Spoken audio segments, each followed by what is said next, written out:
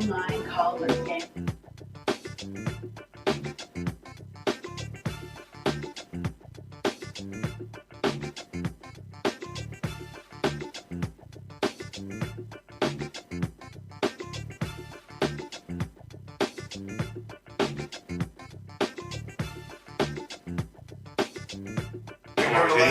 Had all the people down. Jason Johnson came over. Jason Johnson to watch. Okay, it's fine though.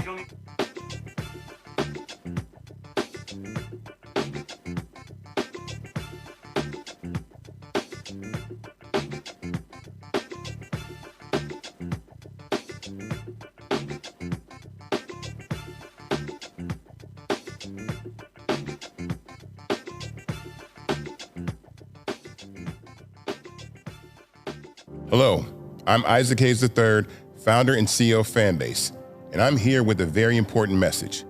We are at a turning point in the Black community where we must have equity in the apps we use that scale to billions of dollars. But this time, we own the infrastructure, we own the culture, and we shape the future. And Fanbase is the future. Fanbase combines the free functionality of Instagram, TikTok, and YouTube into an all-in-one platform built for the evolution of social media and monetization. With over 1.4 million users, that's real proof that we are shifting the conversation of tech ownership and equity for creators. So right now, I want you to go to startengine.com/fanbase and invest today. The minimum to invest is $399. That gets you 60 shares of stock in Fanbase at $665 a share. This marks a turning point in Black ownership of social media. If we don't take this opportunity to own social media right now, we will always be customers to our own creations. And that can't go on. So once again, go to startengine.com/fanbase and invest today. We must own the platforms where our voices live, our stories matter, and where our culture drives the world. Thank you. Folks, Black Star Network is here. I'm real revolutionary right now. Support this man, Black Media. He makes sure that our stories are told.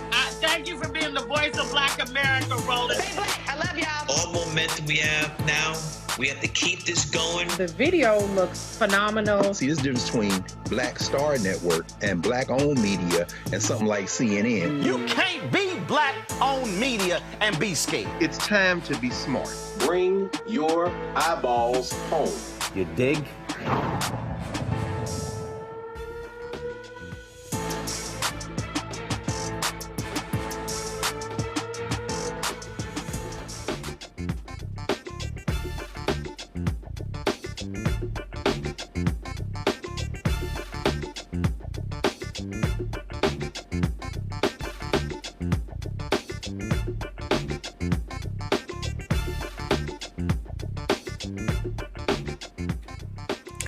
Well, it's Friday, October 17th, 2025. I'm Brittany Noble, sitting in for Roland Martin tonight.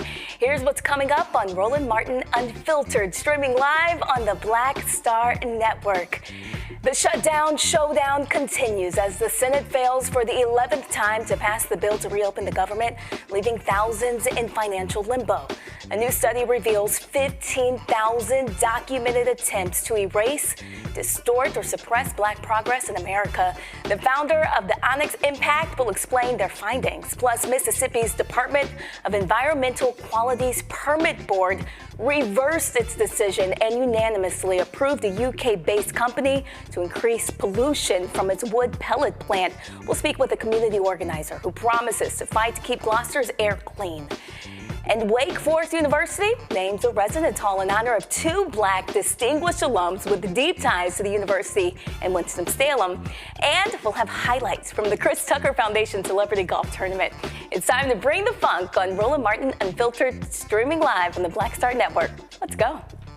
He's got it. Whatever the miss, he's on it. Whatever it is, he's got the scoop, the fact, the find. And when it breaks, he's right on time and it's rolling. Best believe he's knowing, putting it down from sports to news to politics. With entertainment just for kicks, he's rolling. It's on go, roll, roll, y'all.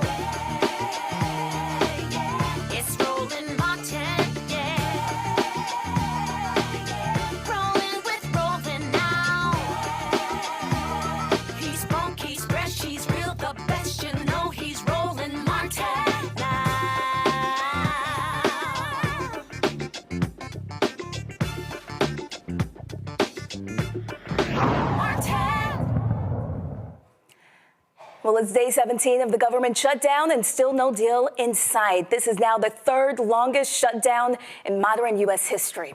After the Senate failed to break the stalemate for the 11th time, Majority Leader John Thune sent lawmakers home until Monday. Meanwhile, thousands of federal workers are furloughed and waiting for a paycheck now. The standoff boils down to a fight over health care tax credits. No surprise, Speaker Mike Johnson blames Democrats for blocking a deal. If you're keeping count at home, we're on day 17 of the shutdown. The Democrats have now voted for the 11th time to keep the government closed. 11 times now. They've refused to just do their basic job, get the government going again, making sure that federal employees are paid, that our troops are paid, Border Patrol agents, TSA agents, air traffic controllers, and everyone else who relies upon the vital services of our federal government. They're being denied that because Democrats in Congress are playing games. And right now, to add insult to injury, if you're paying attention at home, you also need to make note of this. Yesterday, the Senate Democrats took it a step further. They rejected a standalone bill to fund our nation's defense and pay our troops. They voted it down. Now, why is that so noteworthy?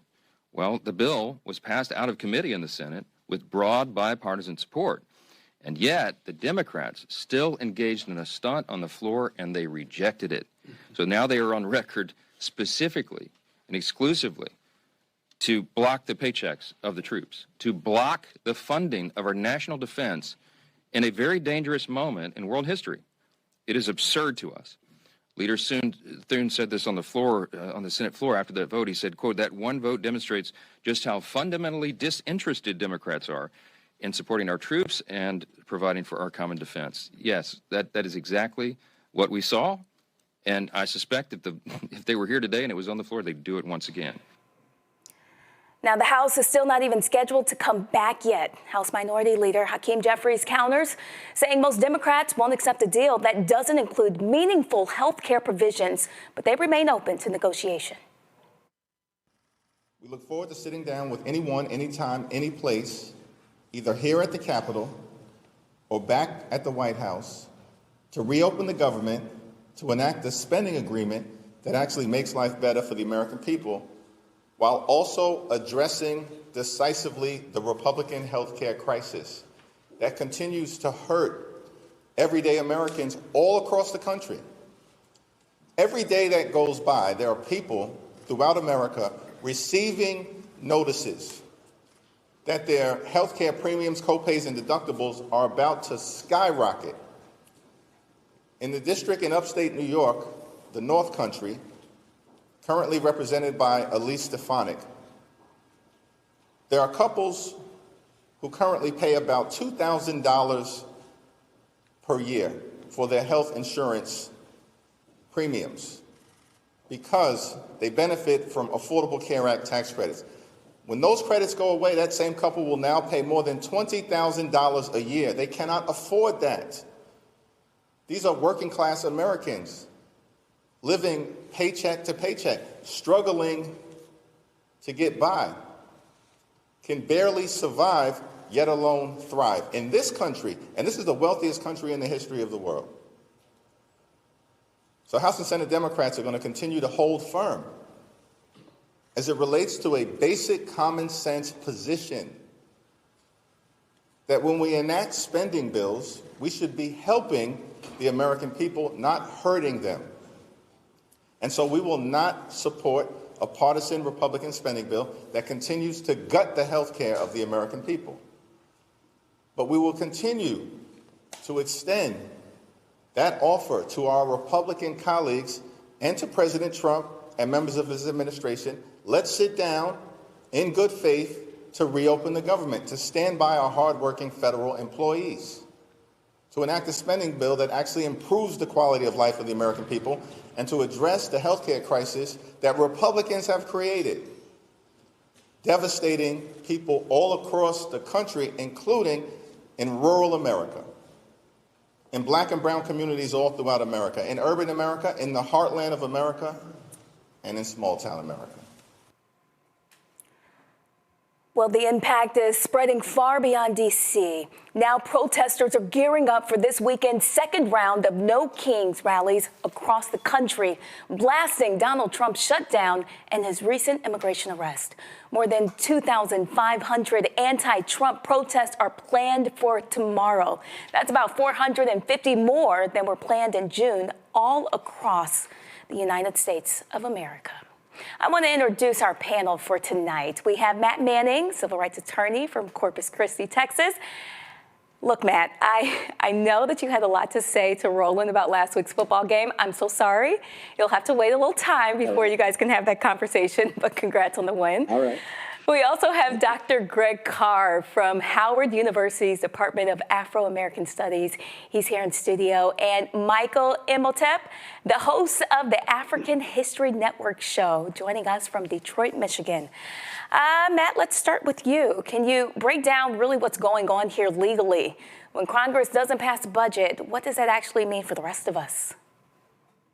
Well, that's a good question. I think, across the board, what that means is a lot of the programs that are normally funded are not funded. And as it relates to people like myself who either practice law or have a case, it's interesting we're talking about this today because just today I got an email from one of the federal district courts basically saying that it's extremely limited in what it can do now because it's not funded. And then I got further emails from assistant U.S. attorneys with whom I have cases telling me that they cannot take any actions on their cases because the government isn't funded. So what this means is, practically, at least in the legal context, you're not having all the things that normally happen in a court continue to go on. I know that the federal judiciary has some limited capacity for now, but it's really kind of a major issue, of course, because not only are certain people not getting paid, I know that there are some agencies that are exempted. I think the Treasury Department and some others are continuing to have certain appropriations where they're staying open. But what this means is that the government is not functioning in the way the government is supposed to function.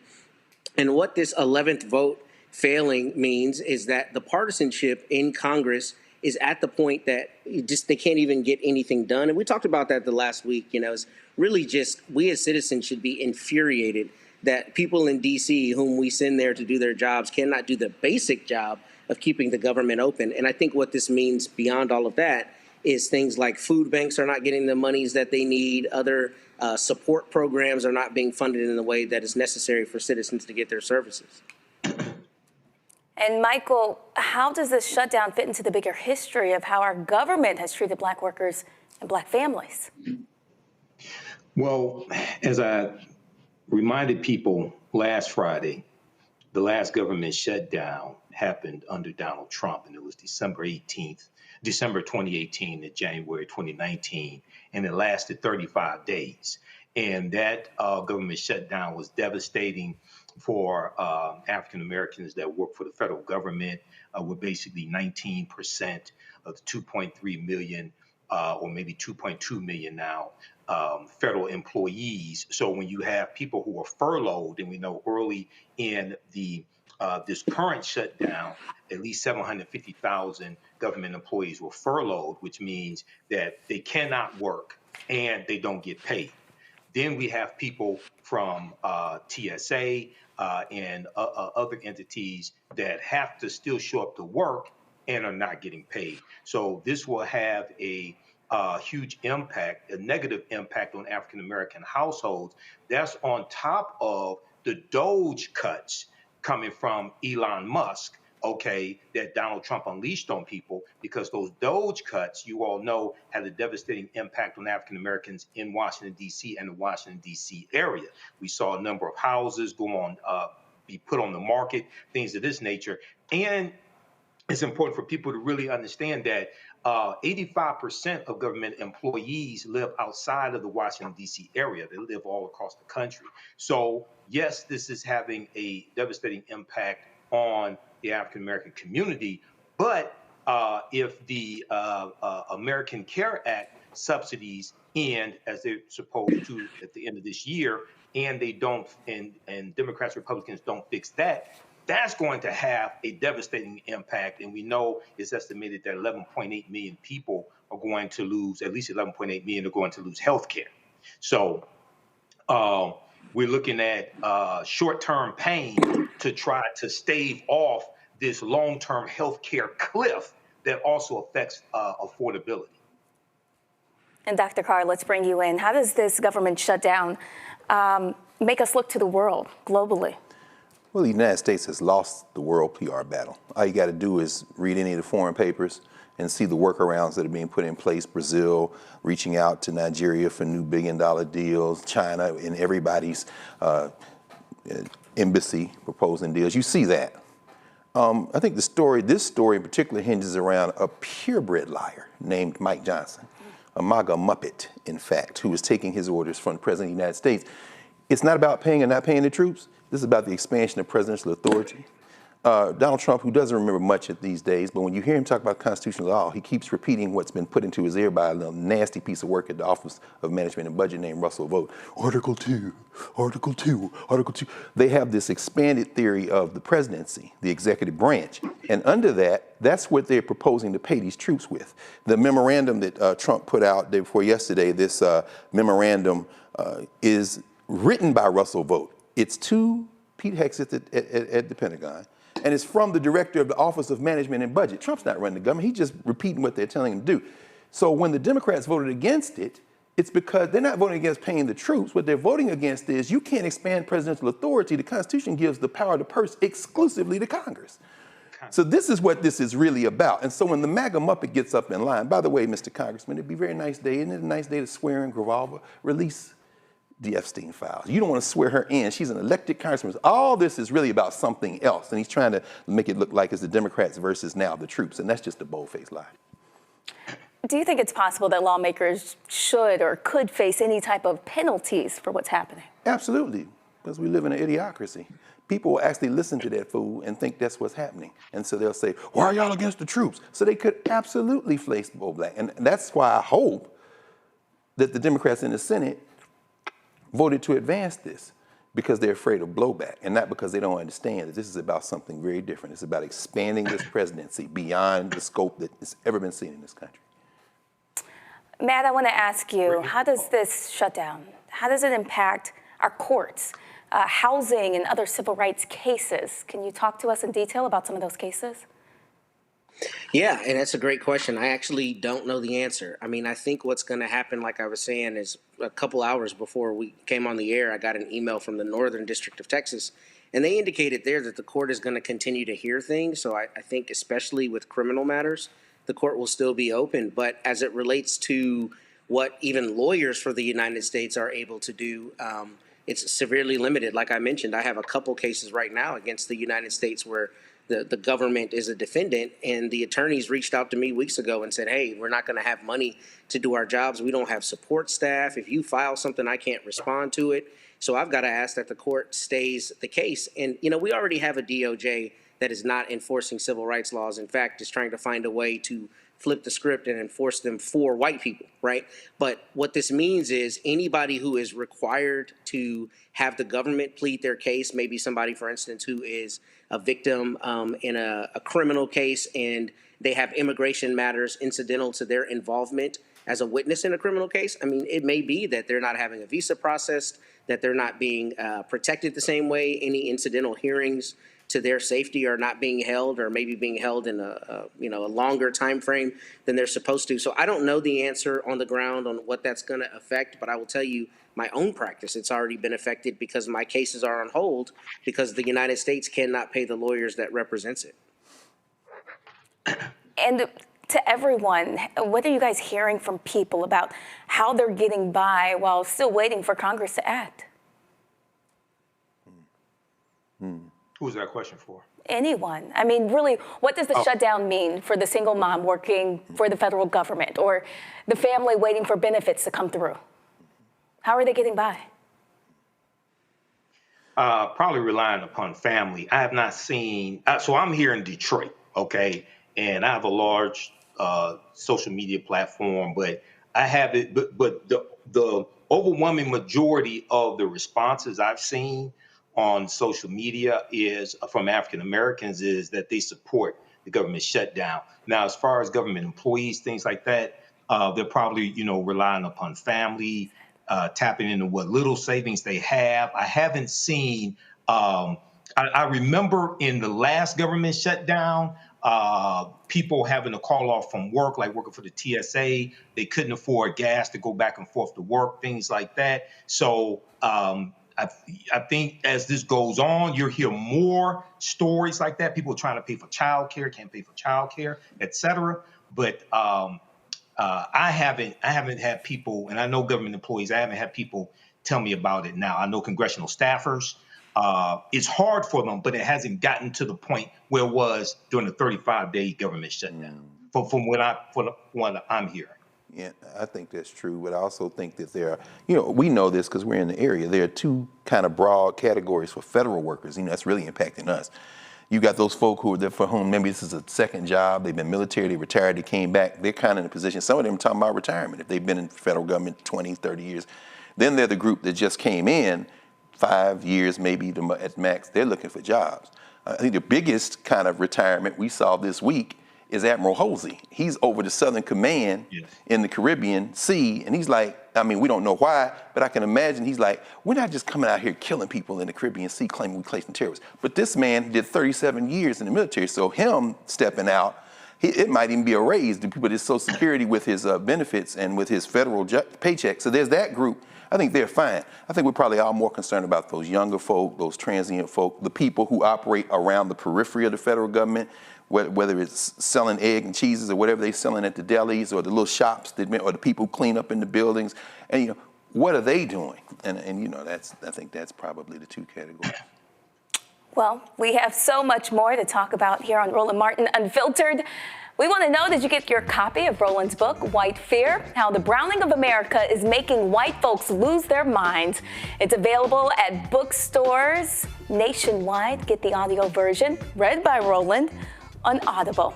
Coming up after the break, the man once trusted with America's top secrets is now accused of mishandling them. We'll discuss Donald Trump's former national security advisor with our panel on the other side of the break. Stay with us.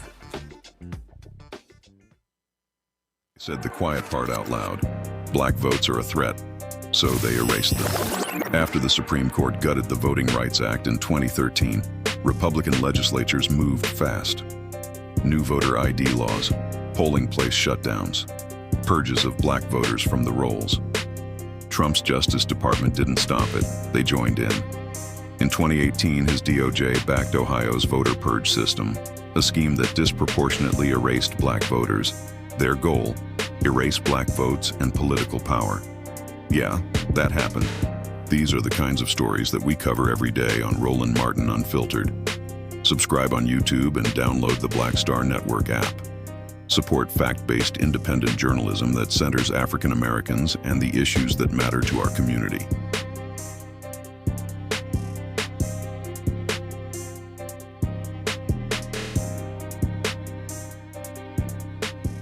How you doing? My name is Mark Carey, and you're watching Roland Martin Unfiltered. Deep into it, like pasteurized milk without the 2%. We getting deep. You want to turn that shit off? We doing an interview, motherfucker.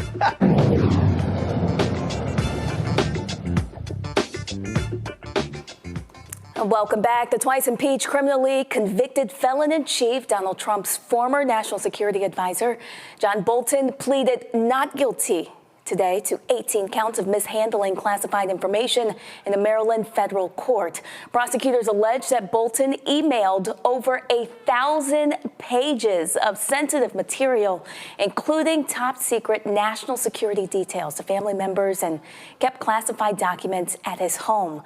Bolton, a frequent critic of Trump since he left the administration, claims that he is being targeted as part of Trump's campaign to intimidate his opponent.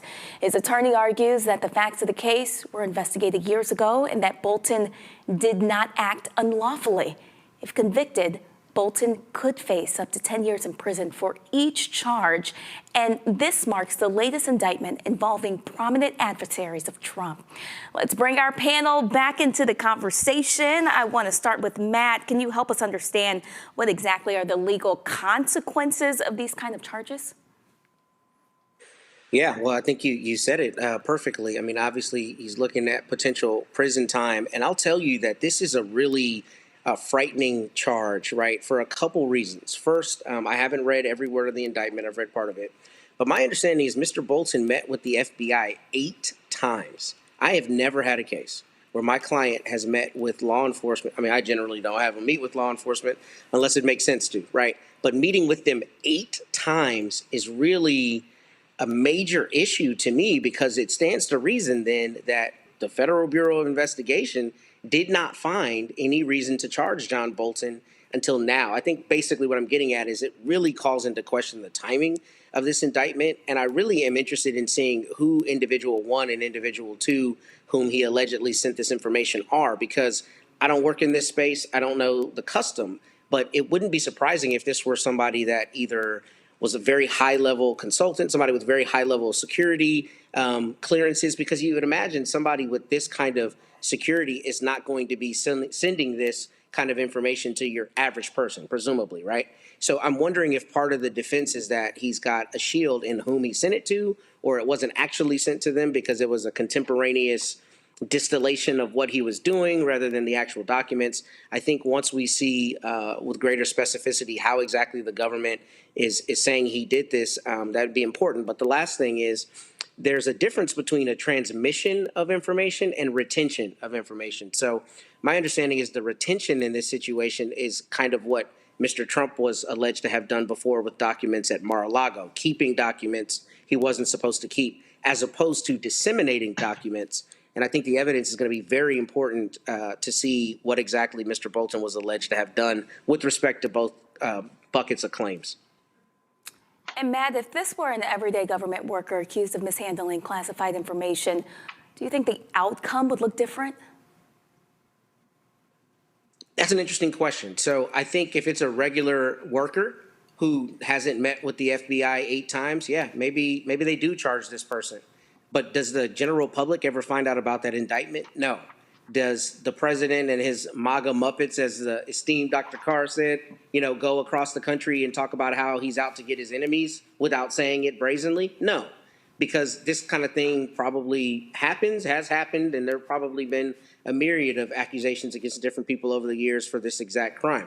But what is odd about this to me is somebody who is in the position of national security advisor or anything up at that top echelon of government, they know how this works. So to me, it seems kind of per se hard to imagine that someone with this long government history would do something foolhardy. I mean, I suppose anything can happen, but it seems to me there's a lot more to this story, and we haven't heard it yet because all we hear is the accusations. Michael, what type of message does it send to the public about who gets punished and who doesn't? Well, the message that it sends is that Donald Trump is carrying out his enemies list, and he's fulfilling a campaign promise. So he's went after Letitia James. He's went after James Comey, indicted, going after John Bolton. And this is somebody, who served in the previous Trump administration as his national security advisor, but has been a virulent critic of Donald Trump. So he's getting this backlash. This indictment on 18 counts of violation of the Espionage Act, it does follow like a traditional investigation and prosecution, but it still has a stench of retribution. Okay, so we'll have to see how this plays out. We do know that this was investigated under the Biden administration, and charges were not brought. So we'll see what happens with this. But at the same time, to echo Matt, somebody who is John Bolton, somebody who is such a former national security advisor, someone who understands how to handle classified documents. I would be surprised if he was like this careless if all of these allegations prove to be true in court. And Dr. Carr, from a national security standpoint, how serious is it when a former advisor is accused of mishandling classified documents? It's very serious. Of course, this is very unserious. Like Mike said, this ain't a murder retribution attempt. As Mike said, remember John Bolton published his memoir, The Room Where It Happened. And let me be very clear, John Bolton is an open enemy to our common humanity. He's a warmonger. This isn't about that. We have to separate those two things. Trump and them launched an investigation of him in 2020. But you know what stopped him was we did. He lost the election. Biden and them, as Mike said, went through and said there's nothing here. So they're bringing that back again. And as Matt said, I mean, he was not charged with obstruction. He's charged with transmission, which is, that's very serious. You would think nobody should be transmitting things over social media. Wait, the Secretary of Defense. So I guess if you're Pete Hegseth on Signal, it's okay. But if you're John Bolton, somehow it's not. And obstruction, of course Trump wasn't giving that stuff up in Mar-a-Lago in his bathroom. And if you're him, the Supreme Court has given him a pass. This is not a serious thing. This is a retribution thing. And at the end of the day, this is probably going to have to be solved in the ballot box. I doubt very seriously the courts, however, are going to let him get away with this. I don't see him getting convicted. Well, coming up on Roland Martin Unfiltered, a new report is sounding the alarm about the growing effort to erase and distort Black history, health, and progress. We break it all down. The Blackout Report. That's next on Roland Martin Unfiltered. If in this country right now, you have people get up in the morning and the only thing they can think about is how many people they can hurt, and they got the power, that's a time for mourning.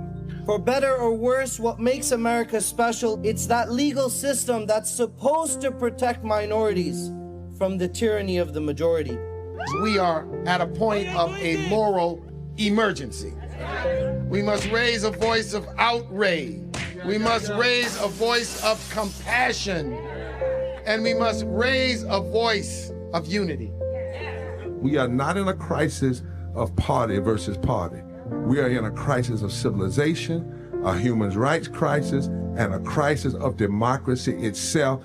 And guess what? You've been chosen to make sure that those that would destroy, those that would hate, don't have the final say, and they don't ultimately win. Hey, yo, what's up? This is Mr. Dalvin right here. What's up? This is KC. Sitting here representing the Jodeci, that's Jodeci. Right here on Roland Martin Unfiltered.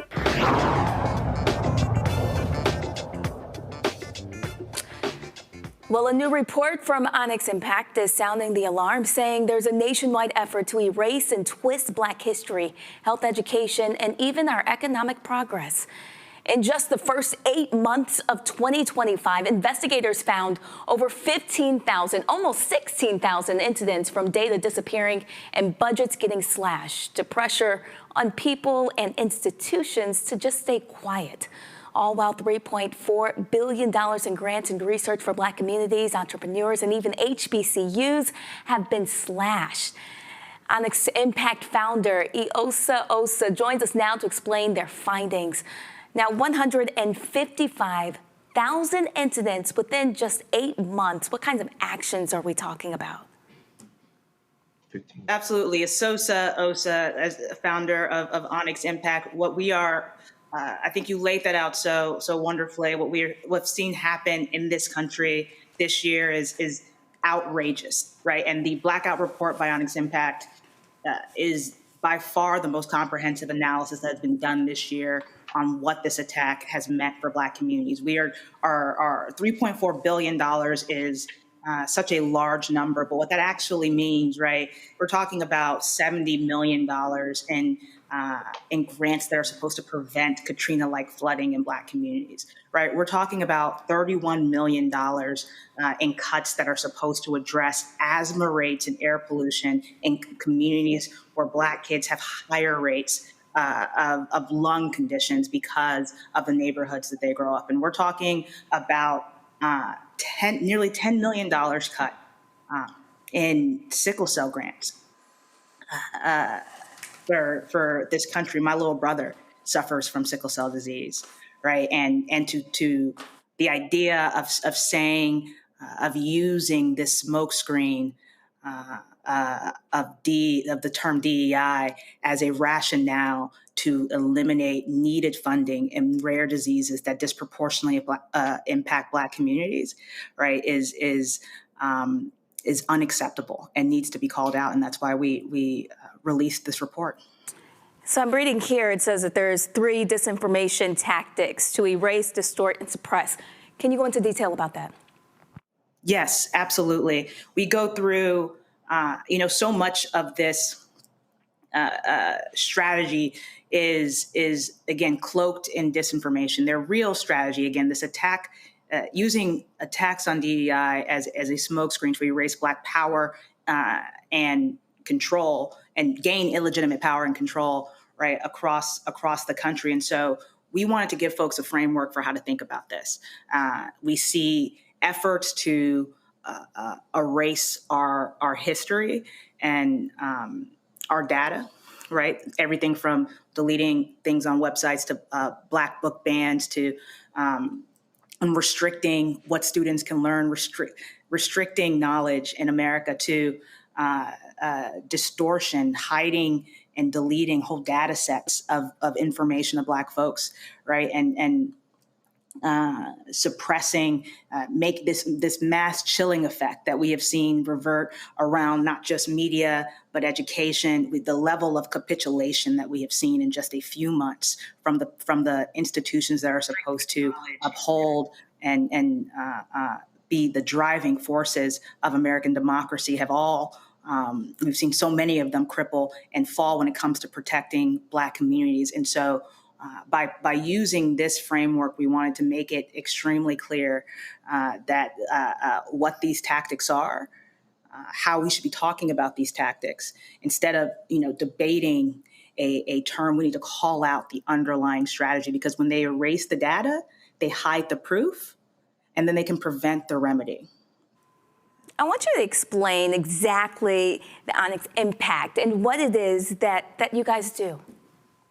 Yes, Onyx Impact. We are a research and digital innovation hub that is focused on amplifying Black voices, fighting information threats that harm Black communities, and empowering Black communities into the future. So we do both research and programming, and really are about uplifting truth and Black voices moving forward. In your research and stories we've covered, we've seen books banned, DEI offices cut, and history lessons just watered down. So from your research, do you expect this to get worse? We expect it to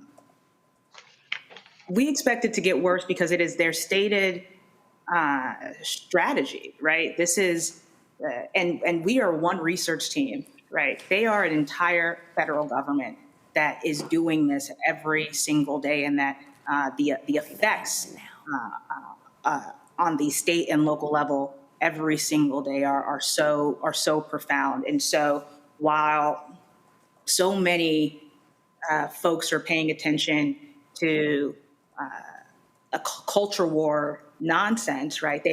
This is not a culture war, it is a power grab. And they are wreaking havoc on Black communities to an extent that we have not seen since Reconstruction. What do you think people can do to start fighting back? Well, first, we've got to make sure that we understand what is going on. We cannot respond to a bad faith argument with good faith answers and facts. We have to understand that they are using this term DEI as a smokescreen to erase Black power, to seize illegitimate control, and call out those tactics as when they come up, call out those tactics in the community. And when they need proof and evidence, that's where this report comes in. We have 15,723 distinct examples of harm to Black communities perpetrated by this disinformation campaign. So folks can use this report, understand the tactics, submit more evidence via the website blackoutreport.org, and make sure that they are speaking out in their communities to push back against this, not just the rise of authoritarianism, but how it is affecting Black communities specifically, how it is affecting our jobs, our wealth, our opportunity, right? This is not just about rewriting the past. It is about shaping who has power, who has resources and visibility in not just America today, but into the future. Let's bring in our panel. Let's bring in Matt Manning and Dr. Greg Carr and also Michael. Matt, let's just start with you. When you hear that more than 15,000 incidents of data erasure and censorship have been found in just 8 months, what's your response legally to that? I mean, my response to that is it's abhorrent that you're trying to remove history and such an important history here in the United States. But what I wanted to ask Isosa that I think is really a brilliant thing. I saw your methodology. It makes perfect sense to me. But I'm interested in seeing what you think that means for a larger kind of phenomenon outside of the things that are not represented in your data set. And the reason I'm asking is on the local level where I live, they've been fighting book bans forever.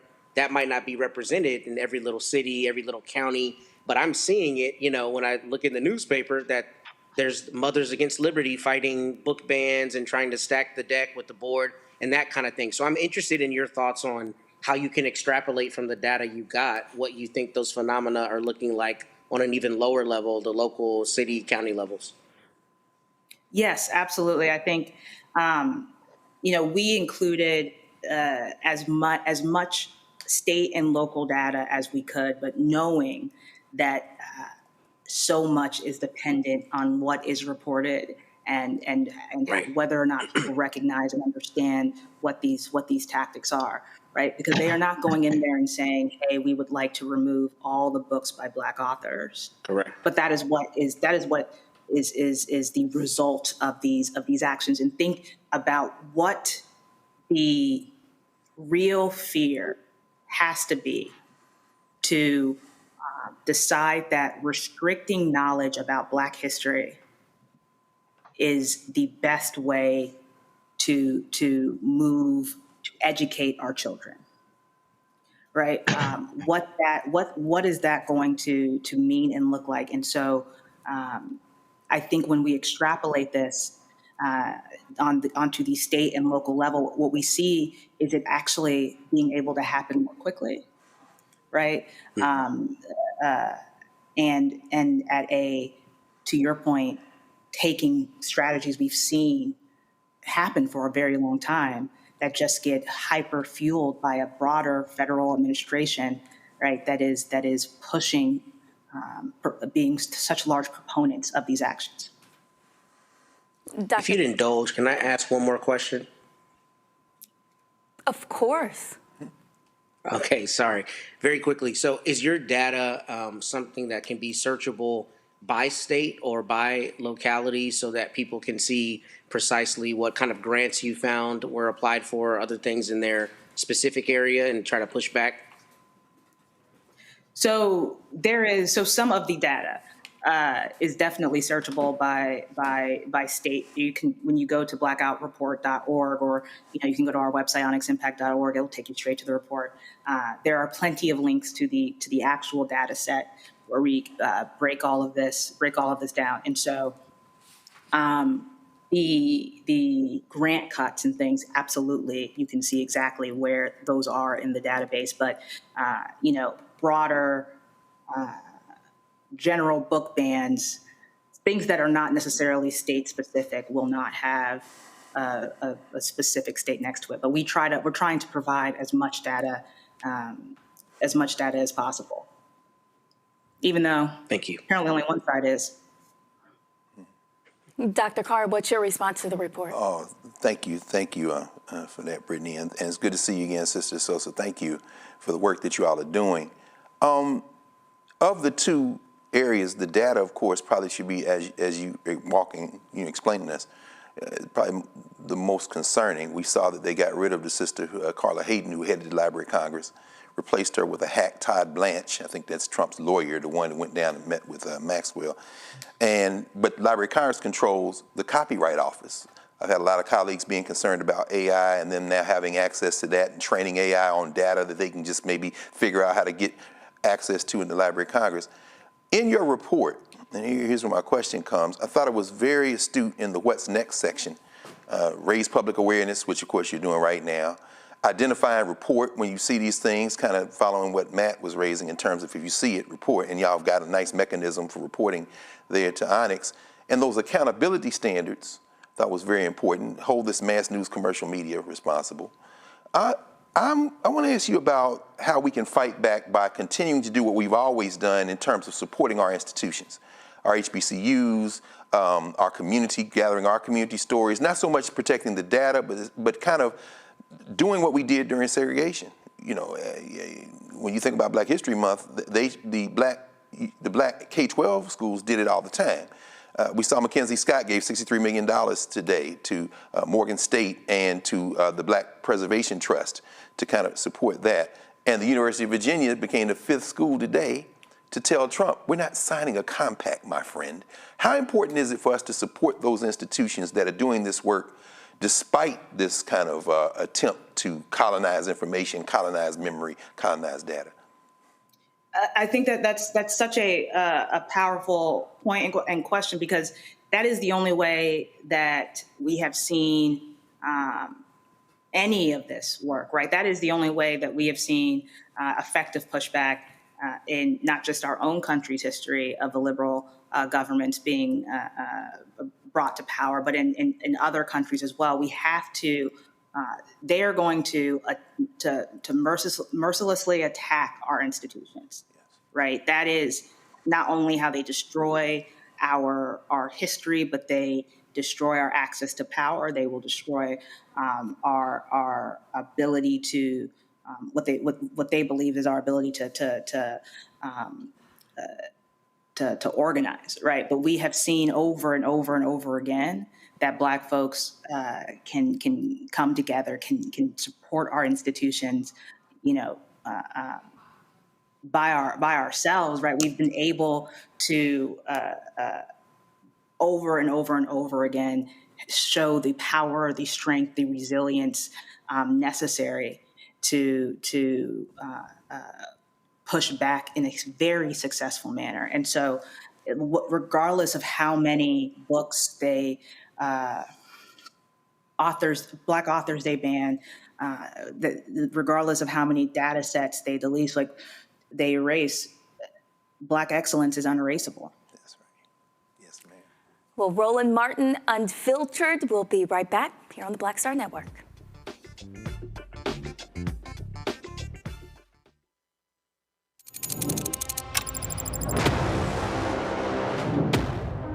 Afrotech, it's a lot of beauty, a lot of brilliance, a lot of intellect, a lot of innovation. Companies that are most diverse are more profitable. We're getting culture, we're getting community, we're getting the best of the best. And not only are we here to greet each other, but we're here to network and to elevate each other. Everybody from all the major tech companies is here, and that means that now everybody's in the same domain.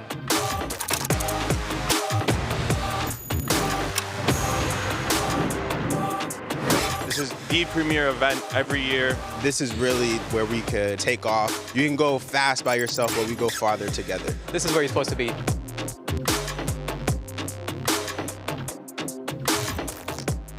Next on the Black Table with me, Greg Carr. Why the America we live in today is not what the founders intended or what they outlined in the Declaration of Independence and even the Constitution. Professor and author Kermit Roosevelt will join us to talk about his book, The Nation That Never Was. How history was misinterpreted, the intent and realities of America's beginnings, and missed a much better story in the process. So if you have to pick some group to marginalize, I think it should be the people who are against equality. That's next on the Black Table, right here on the Black Star Network. Hi, I'm Lavelle Crawford. I ain't wearing a bow tie today because I wanted to breathe. And you're watching Roland Martin Unfiltered.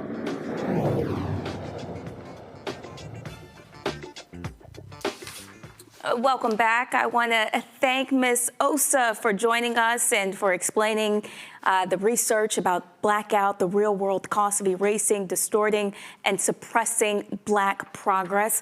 I want to continue talking with the panel about what this report shows. Michael, if you don't mind, what kind of long-term harm does this create when accurate data about Black communities disappears? All right, and I'm gonna have to get Isosa on the African History Network show as well to dig deep into this. But this is devastating. Now, the work that I do. I have been warning African Americans specifically about Project 2025 going back to 2023, and these attacks that she enumerated here are laid out in Project 2025. So when we talk about the attacks on diversity, equity, and inclusion, a lot of times African Americans will retort with a article from Black Enterprise magazine saying that African Americans only got 4% of the DEI jobs. But you don't understand how this impacts programs. Here on Roland Martin Unfiltered, we talked about there's a $37 billion minority program for business owners, and how African Americans were getting even a small part of that, but that's been wiped out. When we look at this, we saw the Environmental Protection Agency cut out $1.7 billion in grants. Many of those grants were benefiting the African American community, dealing with climate change, things of this nature. They keep using DEI as the reason to eliminate these grants. They say that they're discriminating against white people, but no court has ruled that DEI is illegal. So, but this, one of the excuses that they say is that it doesn't fall in line with the Trump administration, right? We saw that on day one in office, after Donald Trump got a Negro preacher from Detroit, right, to mangle Dr. King's "I Have a Dream" speech. Donald Trump revoked Executive Order 13985, I think it was. And this was from Biden-Harris, which laid the foundation for equity in the federal government in the Biden-Harris administration, right? So we see a total reversal of these programs. And another thing that they use is the Supreme Court ruling from 2023 that dealt with affirmative action in college admissions, okay? So on Donald Trump's second day in office, he revokes Executive Order 11246, which was affirmative action signed into law by President Lyndon Baines Johnson in 1965. As racist as Ronald Reagan was, he didn't revoke that executive order, but Donald Trump did it his second day in office. So as Nicole Hannah-Jones, who spearheaded the 1619 Project, she wrote a in-depth piece for the New York Times back in June 2025 called "How Trump Upended 60 Years of Civil Rights in 2 Months." They basically wiped out 60 years of civil rights progress as well as social justice progress, right, in the past few months. But all this is laid out in Project 2025. So one of the things that we have to do is have a deep dive into how is it that they put this 922-page document in print, sold it, disseminated it, but so many African Americans were dumbfounded and caught flat-footed. We have what a lot of people don't understand is that the Heritage Foundation has been putting out their policy playbook called Mandate for Leadership, the Conservative Promise, for over 40 years, going back to 1981 during the first Reagan administration. And they put it out each election cycle. Project 2025 was the latest version of Mandate for Leadership, the Conservative Promise. You have to understand how long these people have been planning something like this. And going back to the previous segment, when Dr. Greg Carr was talking about expanding presidential powers, that's the Unitarian executive theory that Russell Vought expounds on and pushes. And Russell Vought is the architect of Project 2025. He served as the ombudsman in the first Trump administration. All this stuff was planned.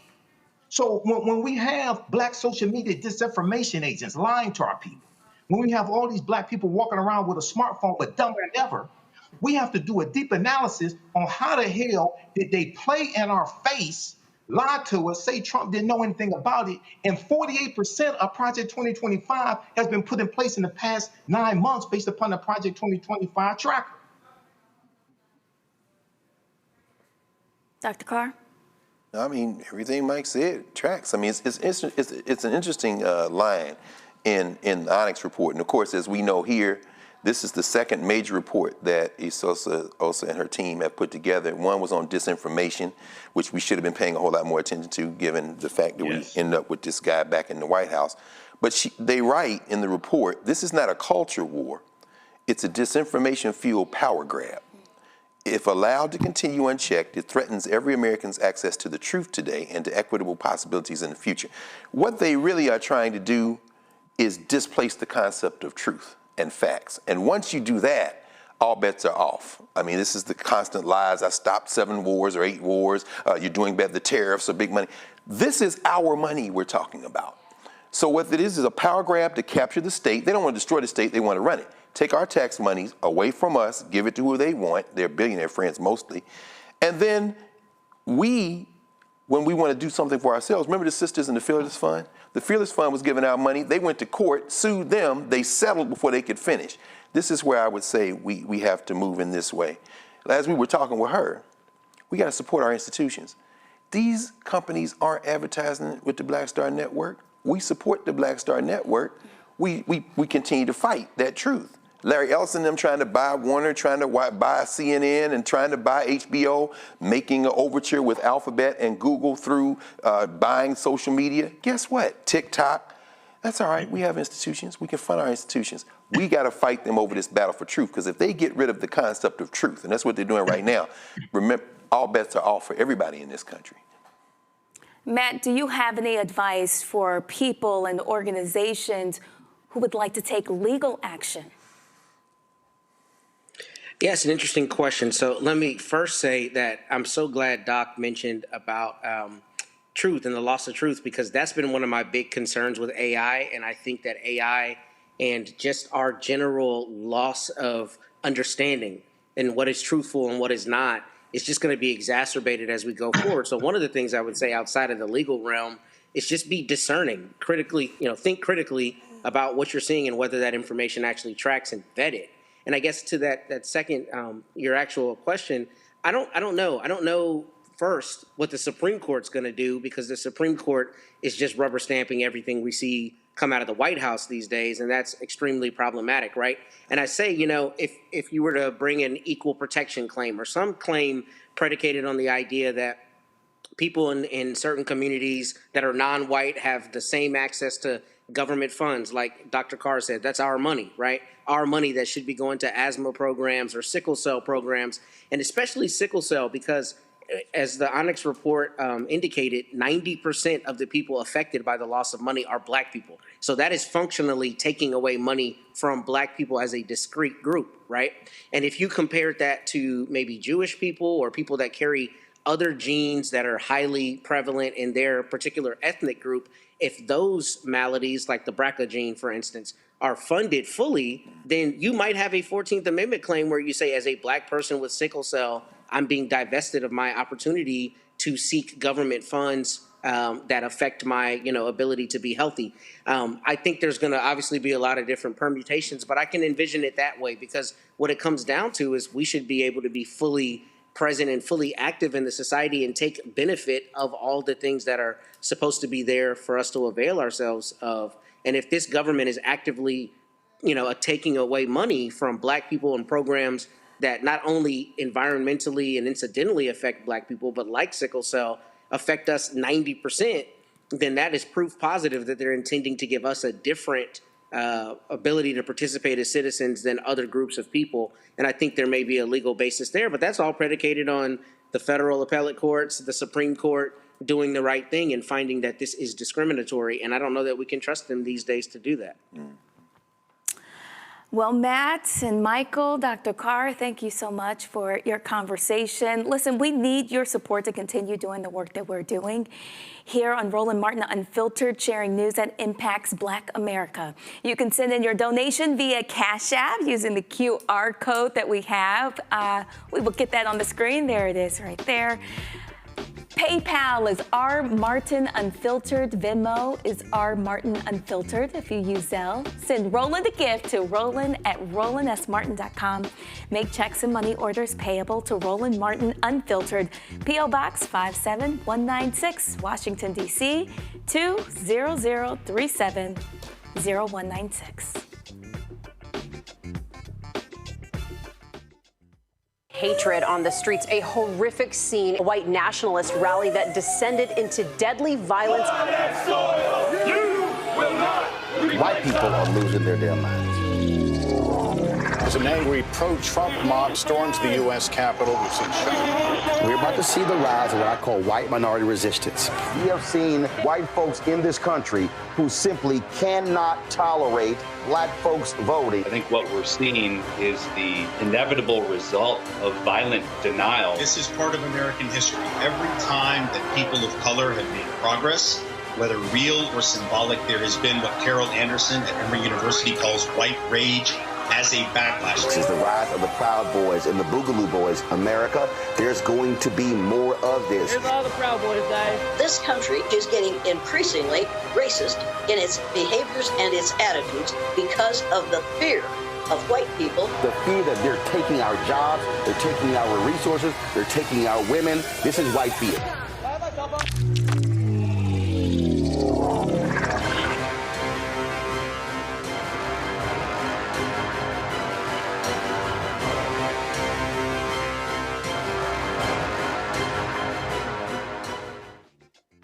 What's up, everybody? It's Godfrey, the funniest dude on the planet. And you're watching Roland Martin Unfiltered.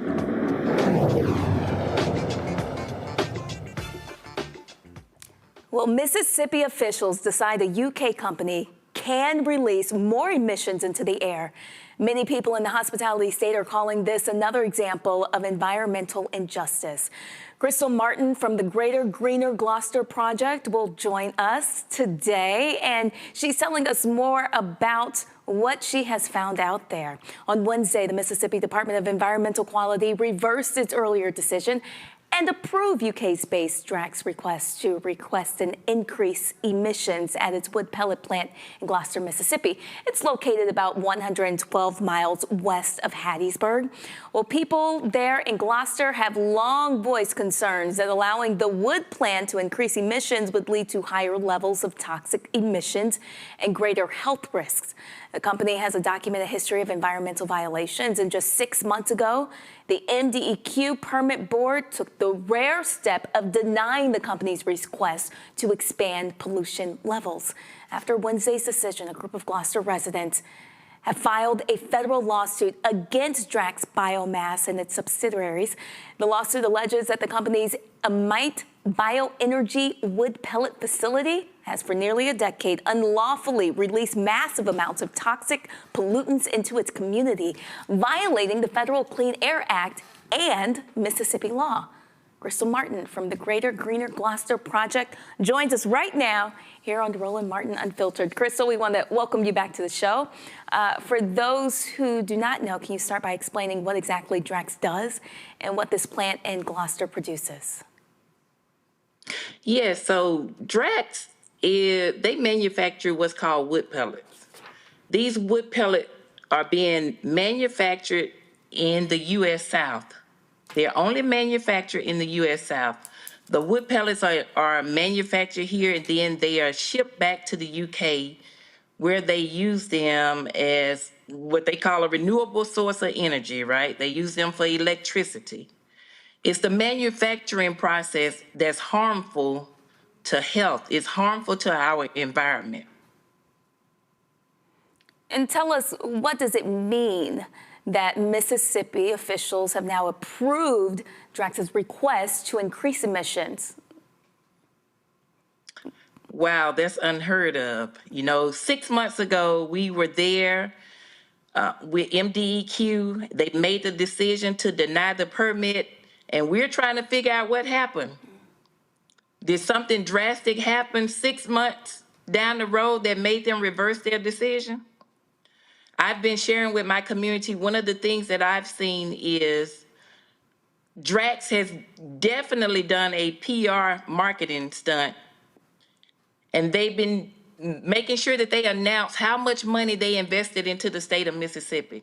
Like every day on social media, they have been announcing the amount of money they put into the state, the amount of money they put into Amite County, the amount of money that they've invested into, they say they invested into 20 nonprofits right in Gloster, Mississippi.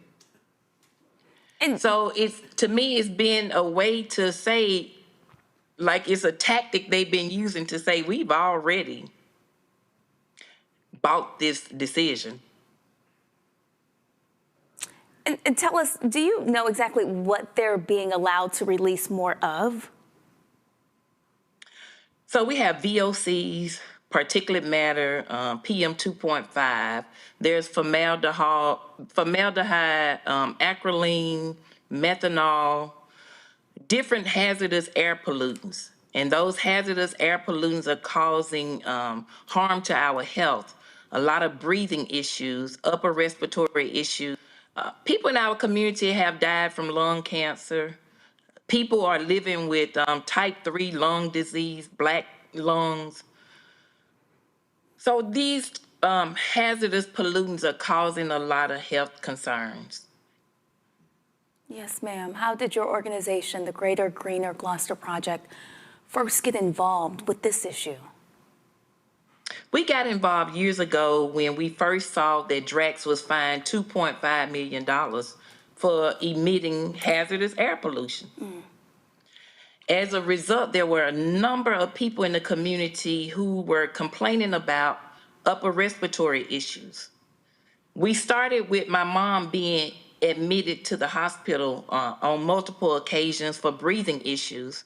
And she was wondering, could this be the reason why she was in and out of the hospital? So we just started to connect the dots and do research. We started meeting with the EPA Region 4, being educated on what was happening in our community. They were teaching us about the VOCs and the PM 2.5. They taught us a lot about the hazardous air pollutants. And we learned how those different pollutants were causing dizziness, nosebleeds, upper respiratory issues. So again, we just started connecting the dots, and from one conversation to the next conversation, we started to organize. We wanted to ask questions. We wanted to educate our community. And we wanted people to really make the best informed decision about what was happening to them. There's one family in the community where 4 people died within a matter of 3 or 4 months. That's not normal. And when you're in a small community and the conversation every day is about who has COPD and who's taking nebulizers and who's having asthma, you know, whose child is on a breathing machine, those conversations to me are not normal. And so we knew we needed to organize. We needed to make sure our community was aware of what's going on, and here we are today. Let's bring in our panel. Again, Matt, Michael, Dr. Carr. Dr. Carr, let's start with you. What comes to your mind when you hear about folks in Mississippi being sick by these pollutants released in the air? Well, it seems like same old story. Louisiana, Cancer Alley. We think about the work of Robert Bullard out of Texas Southern, environmental racism. This is what they do. And of course, now you combine that with capitalism, hard capitalism, make this money. You see the conflict. Dr. Martin and I've been sitting here enjoying this conversation between 2 SWAC sisters. I understand you are a 3-time graduate of Jackson State University. Not that you're going to hold that against her. Look, this is an Alcorn sister. Amen. Talking to you right now. Anyway, holding it down tonight. But Amen. This is what I'm saying. Y'all Mississippi, I'm loving this conversation because it does speak to this thing. We're so familiar with this. This is what happens to us. But I ask you, Dr. Martin, this question. Looking at the things you all are seeking in court, and I don't know the whole bench of the Southern District of Mississippi, but I think there are a couple of black folk who are going to be who sit on that court. Hopefully you'll get favorable judges. One of the things was compensate residents for property damages and fund remediation efforts. Could you talk a little bit more about that? And also maybe about the fact that in a town with less than 1,000 people, are some of these people employed by the company, and are they trying to use that as a point of entry to kind of create a wedge in the community? Thank you. So, when you think about the property damage, we have daily dust in our community. I went into a meeting not too long ago, and there was a resident, a Caucasian resident, and she talked about she had to replace her roof because she had been incurring so much dust. But on top of dust all over the community, it's inside the people's homes, right? There, we also are seeing flooding from the holding ponds that's flooding one fence line community. And so for us, that's a nuisance. That's a problem. And if, you have to find whatever ways you can to attack this industry. And so if they are causing the people in the community to have to do upgrades to their homes, then that's property damage. Yes, ma'am. It lowers your property rate. Going back, thinking about the people who are employed, I've spoken to a number of people who used to work in that facility, and I was told they were hired through the temp agency. Wow. So how do you come to our community, a community of 80%, almost 80% Black people, and all you can offer us is an opportunity in that industry through the temp agency? That's a problem. Because they came to the community, promising good jobs, good paying jobs, but it's not a good paying job anytime you go through the temp agency and they take half of the money. On top of that, what about leadership opportunities in the industry? I would love to know if people who look like me have leadership opportunities in that industry. Yes. And I think they don't. Thank you. And another thing I can share, I think we saw this on their website.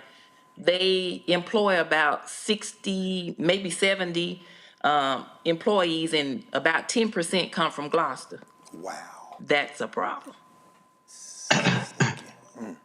Matt, when you hear this, how can residents in this community respond? Is there any legal action they could take? Well, I was actually going to ask Dr. Martin that, because I know you said that there was a lawsuit. So is it a Title VI claim, or what are the basis of the claim? Having not read it, I'm not sure exactly how y'all brought it, but I know locally we've brought a Title VI claim, with HUD for some of the similar issues. And then the second question I wanted to ask you is a pretty basic one.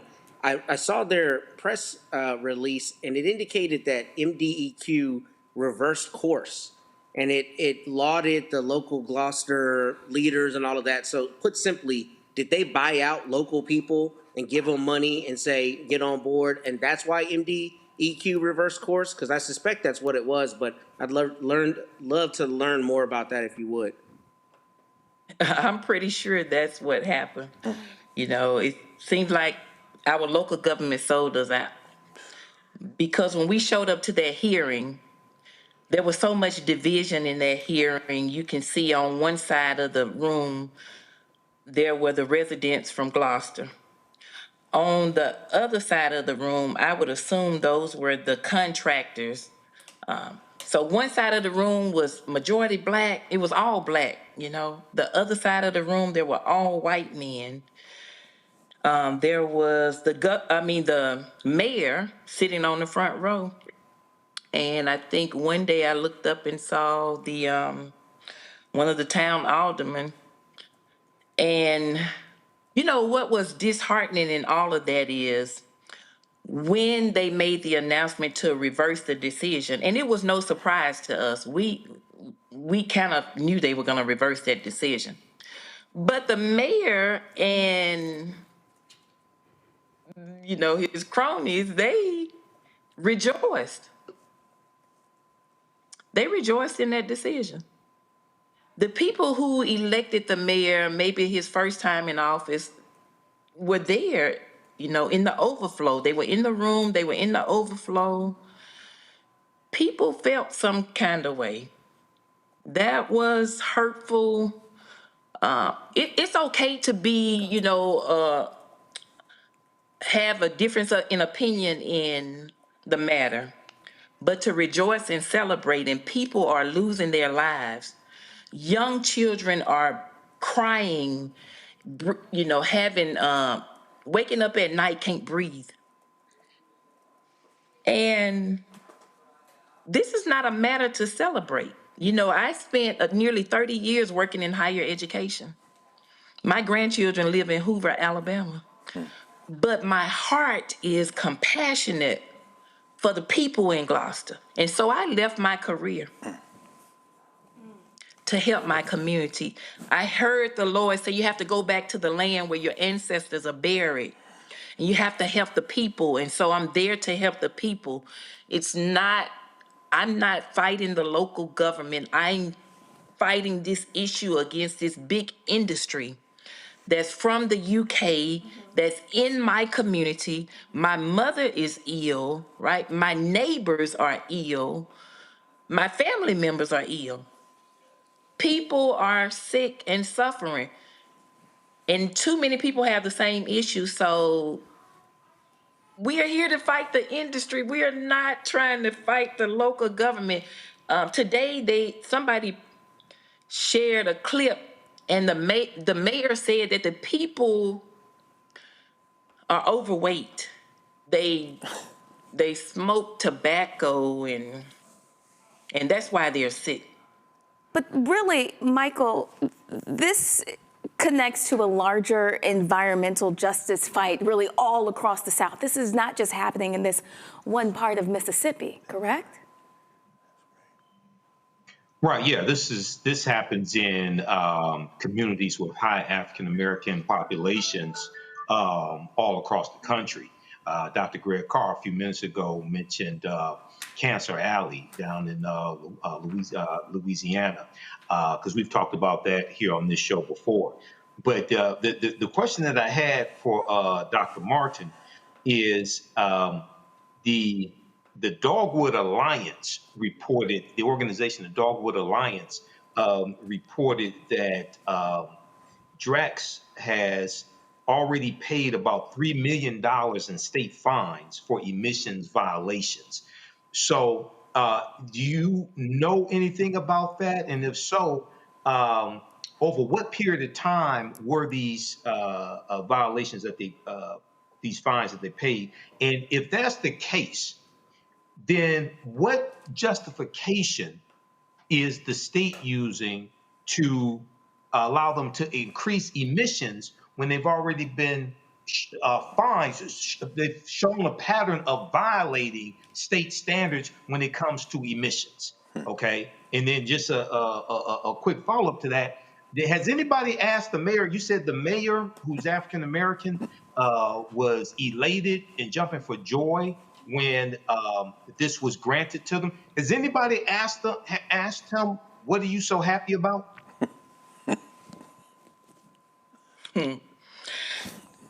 You know, somebody did tell me they sent him a text message, and so maybe they asked what was he happy about. I have not asked that question. But I wanna go back to you talking about Cancer Alley. We discovered about 5 or 6 years ago the $2.5 million fine. And again, that came out through an article in the local newspaper. And as we started to work with the EPA Region 4, we began to learn more that there were more violations. So before there was a $2.5 million fine, there was also a $100,000 fine. And then most recently in like 2023, there was a $225,000 fine. Now, there are a whole lot of violations. Not all of them resulted in a fine. Some were for, emissions. They didn't report they didn't get their paperwork or whatever completed on time. So they have a number of violations, right? And as far back as I can tell, these violations started to occur maybe 1 to 2 years after operations. Now, as we work closely with the EPA, you talk about Cancer Alley. Do you know what they shared with us?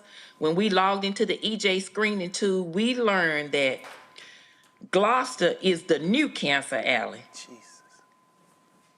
Wow. We just happen to be a rural community in Mississippi, right? We're not in mainstream media. People are not talking about our issue, but we're the new Cancer Alley. Well, we're talking about it, and I want you to let me know exactly what's next for the Greater Greener Gloster Project, and what can we do to support you?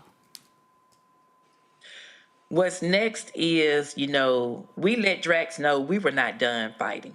We're going to continue to work with our attorneys. We were represented by Earth Justice, Mississippi Center for Justice, and ACLU. And they represented us on the permit side. But we also filed a lawsuit 2 days ago with being represented by Singleton and Shriver. And we're also working with attorney Ben Crump and the environmental law group Greg Cade out of Birmingham, Alabama. So there are more lawsuits being filed. And how you can help us, if you can show up to Gloster. We need people to show up in Gloster and help tell the story, to interview the residents, talk to the residents, let them tell their story. Yes, ma'am. Dr. Martin, thank you so much for sharing some of their story. And you're watching Roland Martin Unfiltered on the Black Star Network. We'll see you after the break.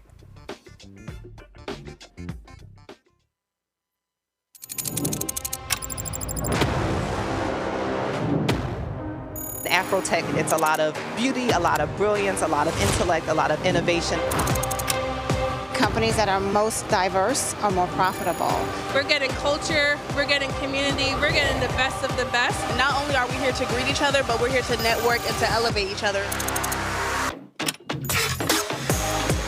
Everybody from all the major tech companies here, and that means that now everybody's in the same domain.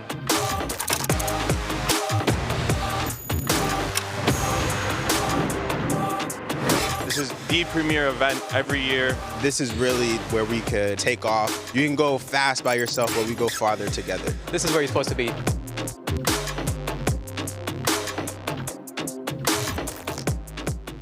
Next on the Black Table with me, Greg Calker. Why the America we live in today is not what the founders intended or what they outlined in the Declaration of Independence and even the Constitution. Professor and author Kermit Roosevelt will join us to talk about his book, The Nation That Never Was. How history was misinterpreted, the intent and realities of America's beginnings, and missed a much better story in the process. So if you have to pick some group to marginalize, I think it should be the people who are against equality. That's next on the Black Table, right here on the Black Star Network. Hey, I'm Tasha Cobbs, and you are watching Roland Martin Unfiltered.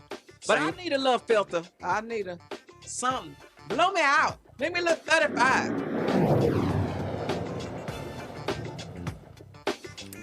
Welcome back. Philanthropists are using their legacies to inspire change for Black colleges all across the nation. Mackenzie Scott has gifted $63 million to Baltimore's Morgan State University. This marks the second major donation Scott has made to Morgan State in less than 5 years, bringing her total contributions to the university to $103 million.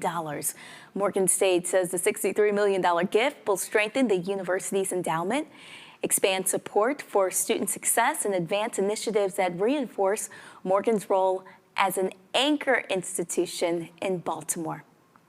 Well, author Blank, renowned entrepreneur and co-founder of the Home Depot, well, he's announced a $50 million donation through the Arthur M. Blank Family Foundation to Atlanta's historically Black colleges and universities. The money will provide GAP scholarships to nearly 10,000 students who are in good academic standing and nearing graduation, but have exhausted all other sources of financial support. Well, the initiative aims to boost graduation rates. Also,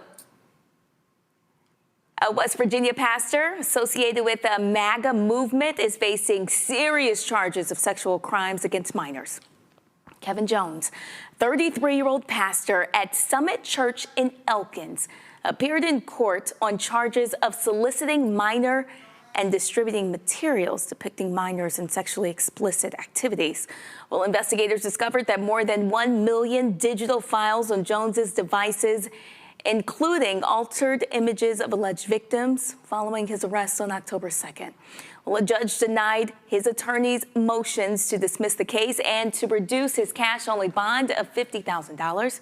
Jones remains in jail as prosecutors continue to review evidence for an indictment. We still have our panel here with us. Matt is still listening. Can you weigh in on what you just heard about the West Virginia pastor associated with the sexual crimes against minors? Well, that's an abhorrent, absolutely abhorrent accusation.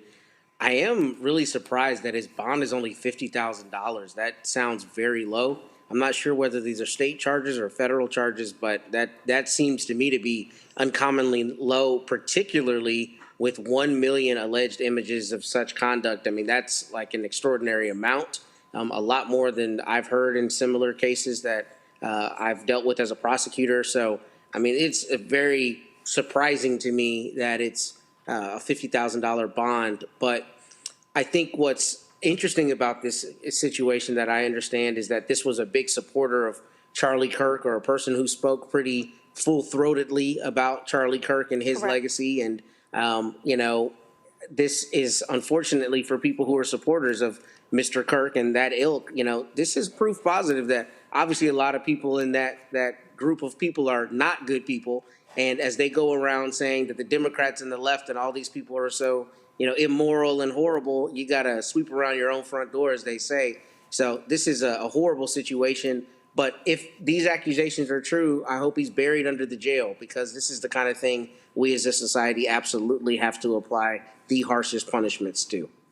Michael, I was watching you. I saw you kind of responding. How are you feeling right now?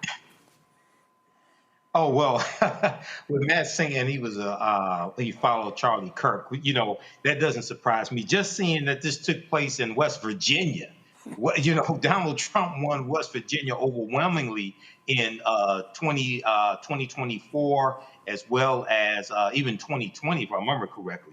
So, yeah, this is, hopefully he gets the book thrown at him if he's guilty. Crimes like this are inexcusable. But also, you're going to hear more. Just when you look at the what Politico exposed, dealing with the racist rants from the young Republicans, the white nationalists in training, and the things that they were saying in there about some of them, wanting to rape people and torture and things of this nature. You have some sick people out here hiding behind Christianity or white Christian nationalism, however you want to put it. We hear you. In other news, a federal judge has ordered immigration officers in the Chicago area to begin wearing body cameras after startling footage revealed agents clashing with protesters and using tear gas during President Trump's immigration enforcement actions. Judge Sarah Ellis, concerned about officers disregarding previous court orders, stated that she is not blind to the images of aggressive enforcement tactics occurring in her own city.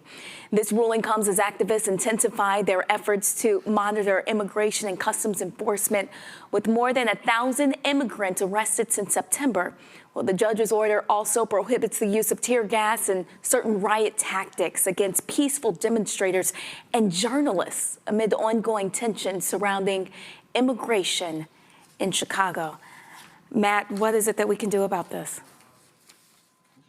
Well, I think this is a great ruling by the judge. It's a surprising thing. A lot of people may not know this, but I don't think federal law enforcement officers are mandated to wear body cams. And I know that because I have a case I just tried in June where if it wasn't for the local police officer having a body cam, we never would have had the footage of what happened to my client.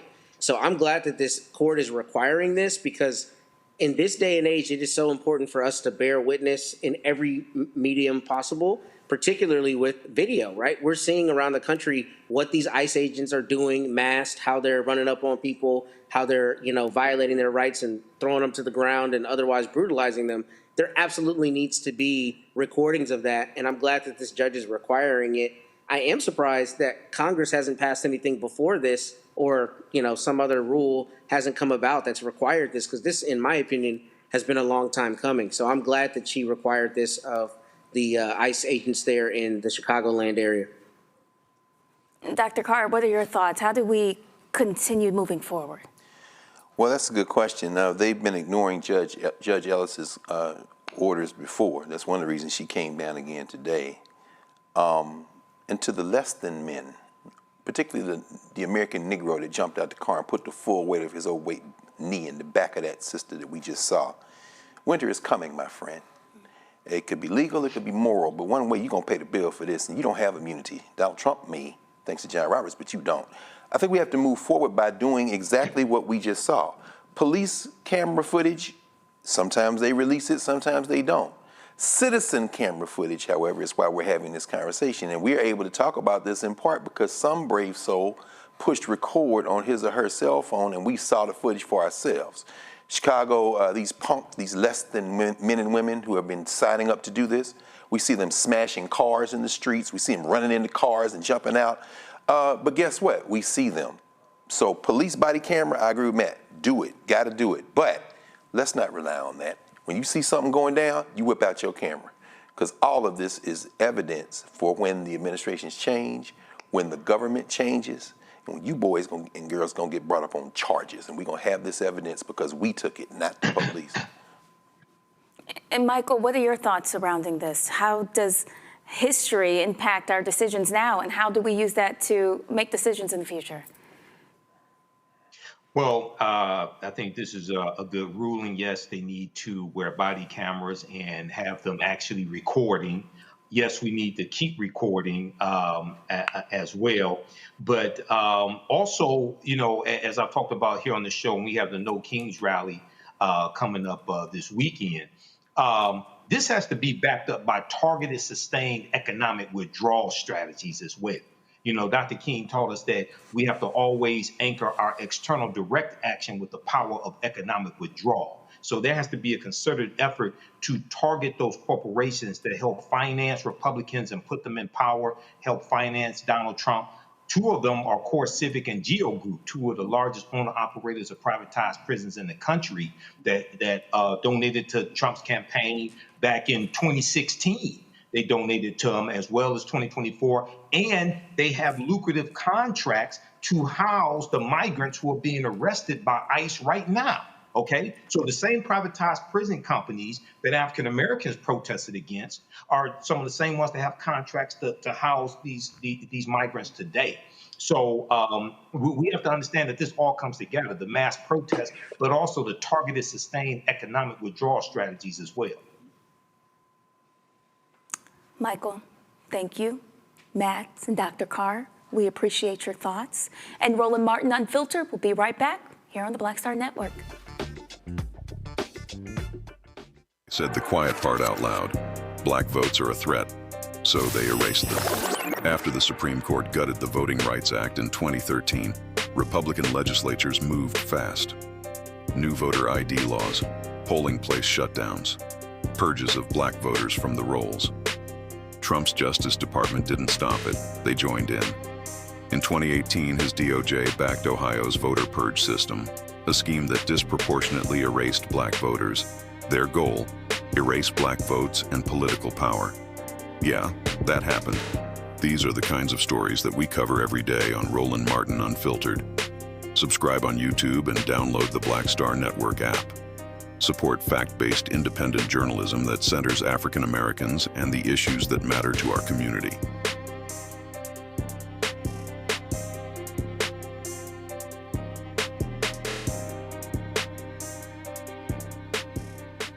This week on The Other Side of Change. Book bans, anti-intellectualism, and Trump's continued war on wisdom. This is a coordinated backlash to progress. At the end of the day, conservatives realized that they couldn't win a debate on facts. They started using our language against us, right? Remember when we were all woke and the woke movement and all that kind of stuff?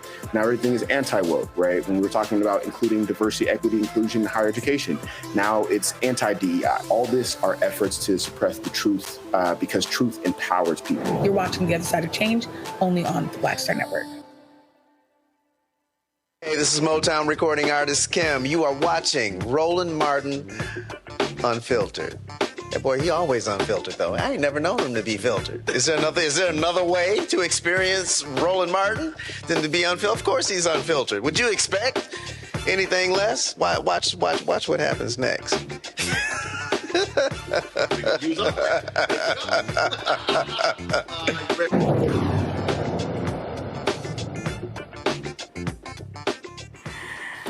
All right, Wake Forest University will name a residence hall in honor of Larry and Beth Hopkins, two trailblazing alumni with deep ties to both the university and the Winston-Salem community.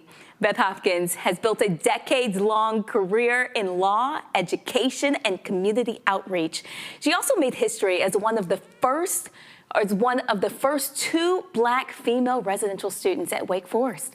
Her late husband, Dr. Larry Hopkins, was a standout football player for the Demon Deacons and a respected physician who dedicated his career to improving access and outcomes in women's and neonatal health. Naming a building on campus, particularly a residence hall, is one of the highest honors that the university can bestow. And joining us right now is Wake Forest alumna Beth Hopkins. Beth, thank you so much for joining us tonight. Thank you. Thank you. My pleasure. Yes, ma'am. How did it feel when you found out that Wake Forest was naming a residence hall in your and your husband's honor? I shared with my friends that I received a call early in the day that the president of the university needed to speak to me. And I said, oh my goodness, what have I said now? Because I'm from the say something generation and I'm always accused of saying something. So when she called the president and said that they were naming a residence hall after my husband and me, I was totally speechless. And the tears just flowed because it was so unexpected. That's beautiful. Tell us more about that. What does this recognition mean to you and your family? Well, it means a whole lot to my family and also to the students who were in school with me, because even though Larry's and my names are at the top of the building, it really represents people who came before us and made the sacrifice, people who came before us and laid the foundation. And collectively, the students and I made a change at Wake Forest for the greater good. And I am just pleased to be part of a group of say something generation people who had courage and weren't afraid of the consequences. Because, you know, at that time, we thought that we were revolutionaries. You know, we had the afros that were 3 feet high. We had more hair in our head than we had fabric wrapped around our legs. And we had a great time at Wake Forest, just being together and sharing our experiences together. And we are together 55 years later, actually, as a group. The two of us, Deborah Graves McFarland and I, were the first two. And then Linda Holliday and Awilda Gillum Neal joined us a second semester. Could you tell us more about what that experience was like for you back then? Well, during that time, we experienced a lot of trauma, as did other Black students at majority European descent universities. But what got us through was each other. We were a united, close group, and we remain a close group. There were less than 20 of us on the campus in the early 70s, and we had a lounge called the Afro-American Lounge. And there we would go in the evenings and talk about issues that involved or affected all of us. And we would resolve those issues, and we were not always in agreement. Sometimes there were very vigorous arguments, because there were those of us who wanted to march, who wanted to protest, who wanted to shout, and there were those who were more deliberate, like my husband and the chairman of our group, who was very deliberate and soft-spoken. And together, we would come to some resolution. Once we opened that door of the Afro-American Lounge, we were solid. Nobody knew that we had had the vigorous arguments that we had had. We represented a united front, and that's how we were able to get through Wake Forest. Let's go ahead and bring the panel in now, and let's discuss this. Dr. Carr, you work on a college campus right now. Talk about the honor that this is. Well, I mean, like you, and thank you for asking those questions about context, because, you know, and thank you, Professor Hopkins, because you all not just pioneers in many ways, almost like mythological creatures. Do I have it right that you were an Asian studies major when you were in school? Yes, Hindi was my foreign language. Okay, because the idea that coming out of those black schools, both of us graduated HBCUs, and being that first kind of tip of the spear group to move in that space, I guess I'm curious as to, and I guess I understand also you were the first black homecoming queen. So in other words, what is it about Wake Forest and then by extension these white schools that y'all were trying to accomplish? And then you come back and we understand that you spent a career at the law school teaching law after you went and got your JD. What does it mean to have a black presence at the time you all were doing what you did? What does it mean now? Maybe what has changed and what do you hope to see in the future? Because again, y'all are not educating a whole lot more than just black folk. Well, we were change makers, and we had no fear. That was our ability to adapt and adjust. And I'll tell you, I was actually on my way to Reed College before I committed to Wake Forest. And two very dear friends of mine, one from Richmond, a childhood friend, and another Wake Forest student came to my house in June before the fall in which I enrolled and said, Beth, there are less than 15 black male students on campus. There are no black women who live on campus. And Wake Forest is actively recruiting women who can compete academically. And so we were affirmative action recruits, but we were academically prepared. And let me say right here that one of the things we had to fight was faculty resentment about us being there. For some reason, they thought that teachers would send us to any school that would cause us to fail. Failure was not an option for us. We were all, again, united in sharing information about professors and who could give you a fair shake and who would not. Now, my parents are HBCU graduates. They attended and graduated from Virginia Union University in Richmond, Virginia. And so I was on my way to Reed College. These two buddies of mine come by and say, look, you need to come to Wake Forest. And I thought about that and I said, oh, snap. Reed College doesn't have a football team. I'm going to Wake Forest. And so that's really the story of how I matriculated to Wake Forest. I didn't get into the school until July before my fall year because, as I said, I was on my way to Oregon to go to school. Wow. But in terms of what that means, it means that we always have been change makers. We are always fighting for the greater good. And that fight cannot stop. We have to keep going. In spite of what's happening nationally or globally, we have to remain hopeful. Because I think it was Victor Hugo who said something about hope being written on the brow of every person. And that's what we have to continue to remember and stop complaining. Let's get it together and let's go forward. That's what being on a historically white campus means to me, that we're there. We fought for being there. We knew that we were supposed to be there. We knew that we were supposed to exact change. And Professor Hopkins, your story is so inspiring. Michael, what type of notes can we take away from her? Perseverance, understanding, the civil rights movement, and the what she's saying kind of reminds me of the Cosby Show, where you had Cliff and Claire, who were from that civil rights generation, and they were trailblazers, and then the children were kind of a disappointment. They didn't have that same fire and desire. But the quick question I had was, how did you go from the Asian studies major to going to law school? How did that happen? Well, okay, that's a very, very good. I actually decided at 12 years old that I wanted to go to law school. Wow. And I was actually interested in diplomacy. And I thought that being a lawyer and being able to serve were in syntax with one another, and being in the diplomatic corps, I thought also that was an opportunity to serve more globally. But in the meantime, I got married. I got married my senior year, December of my senior year. Wow. And my dad was not a very happy camper. He thought that I was not going to finish school, and I said, no way. But see, I was involved in civil rights because my parents were involved in civil rights. They laid the foundation.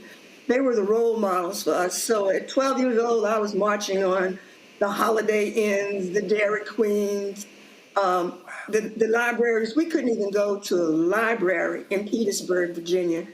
And of course, there were no tennis courts we could play on, and no swimming pools. And thank goodness there was Virginia State College at that time that had tennis courts and a swimming pool for us to learn how to swim. So it was just a struggle being in Petersburg. And I wasn't going to let anything stop me from becoming a lawyer. And I don't know if you know the story that when I finished Wake Forest with honors, I applied to only one school. I was just that, I wanted to say I was arrogant because I knew I had worked hard, I'd accomplished a lot. I knew the school was going to accept me, Wake Forest's law school. Well, guess what? The school said, no, you can't come here. And I was a little immature. I was mad with God because I told him, I said, look, you know that I wanted to be a lawyer ever since I was 12 years old. What's going on here? But see, what that taught me is that you have to submit to the plan, that there's a greater plan for you. And you have to be mature enough to understand that there's a higher authority that's guiding your path.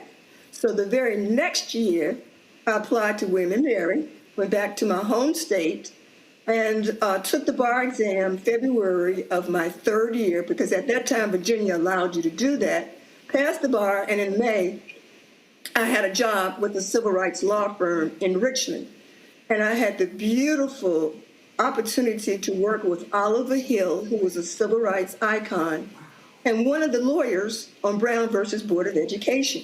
Now, had I gone to Wake Forest's law school, I would not have had that opportunity. And also, Justice Thurgood Marshall was Oliver Hill's law school roommate. So I had an opportunity to meet Justice Marshall. So there was the grand plan right there, and the rest, is historical.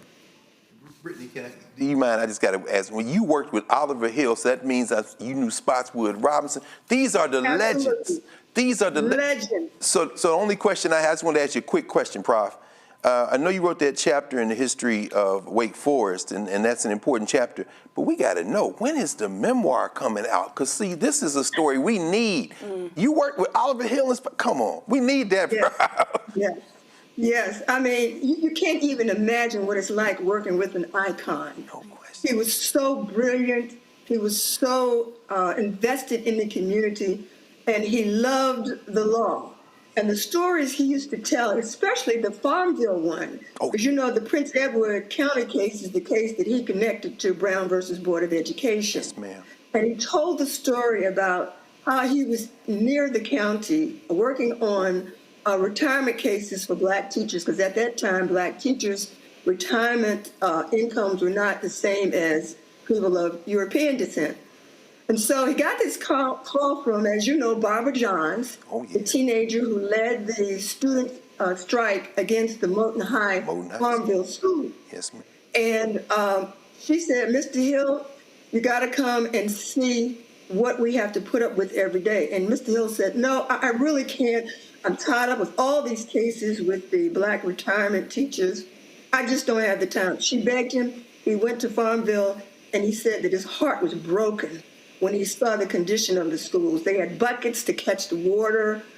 They had parents chopping firewood so the kids wouldn't freeze during the wintertime. And that's when he decided to take on the case and bring the Farmville case to Brown versus Board. And as you know, following that case, Farmville schools shut down and didn't have any schools for Black children for about 5 years. They were called the Lost Generation. Professor Hopkins, we do not want to let you go. No. We could listen to you speak for a lot longer, but we want to thank you for your time tonight, for being so open to share your story, and thank you for all the work that you've been doing on behalf of our community. I also want to. I'm not tired yet. Amen. We don't want you to be. I also want to thank the panel tonight for joining us. Matt Manning, Dr. Carr, and Michael Imhotep. I hope you guys have a great night. And when we come back, we'll show you highlights from the Chris Tucker Foundation Celebrity Golf Tournament. You're watching Roland Martin Unfiltered on the Black Star Network. We'll be right back. This week on A Balanced Life with Dr. Jackie, we're continuing our series of Putting in the Work, A Chef's Journey. Are you an aspiring chef? Someone who already has a business, trying to figure out what your next steps will be, who to talk to, and how to get there? Well, on this week's show, our great guests and wonderful chefs will talk to you about what it means to discover your purpose, your why of being in the kitchen, and then knowing how to put a business together. The menu controls everything. The menu determines everything.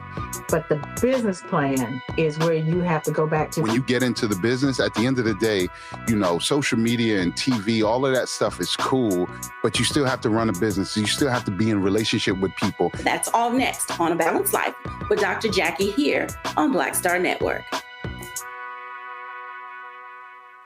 Now that Roland Martin is willing to give me the blueprint, hey, Cyrus, I need to go to Tyler Perry and get another blueprint because I need some green money. The only way I can do what I'm doing, I need to make some money. So you'll see me working with Roland. Matter of fact, it's the Roland Martin and Cheryl Underwood show. Well, should it be the Cheryl Underwood show and the Roland Martin show? Well, whatever show it's going to be, it's going to be good. Now, if you know anything about Roland, you know he loves golf. Earlier this month, Roland attended the Chris Tucker Foundation Celebrity Golf Tournament in Stockbridge, Georgia. Here's the recap.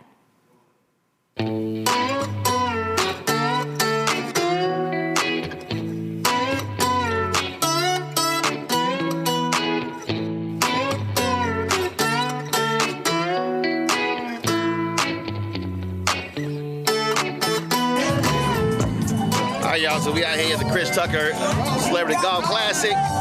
We're about to tee this thing up, about to have a good time. So we had Eagles landings, and so you see right here, gorgeous course, gorgeous day. We ready to do this thing. J.O., what's up, baby? What up, bro? What's going on, baby? Did you bring enough golf balls? Because, left, right, water. You need but one? Yeah. 1 times 12? 1 time, baby. Then I just pass after that one. When that one's oh, that's it? When that one's gone? That one gone, that's it? I ride it out. The rest of you just caddying? Uh-huh. The rest of you just caddying? That's right. I be hanging out, finding other people's balls and shit. Bro, for me, man, to see all the people who participate who I don't know your name, I love you. Thank you. Roland, I love you, man. You teach us what's going on. Give it up for Roland Martin. That's a smart black man right there. I wish he was in school with me. I'd have cheated over his Oh, man, I appreciate y'all. Come on now. That's how Alphas roll. Yeah. That's how Alphas roll. We could have been in. Give it up for Martin III. Now we know who caddying. We know who caddying. Ticker Woods outside. We know who caddying. Hold up. Look at them shoes. He caddying. Come on. I don't know the word. Hey y'all, I got Ryan with me. Come on, Cedric got me on that. Cedric got me on there with 2 minutes. I want you to go ahead and see this here, baby. I want you to go ahead and see what greatness looks like. Oh, hold on.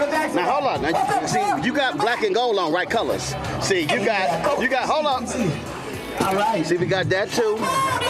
So just want to let you know. What is that? What is that? Come on, man. My rich friends are here.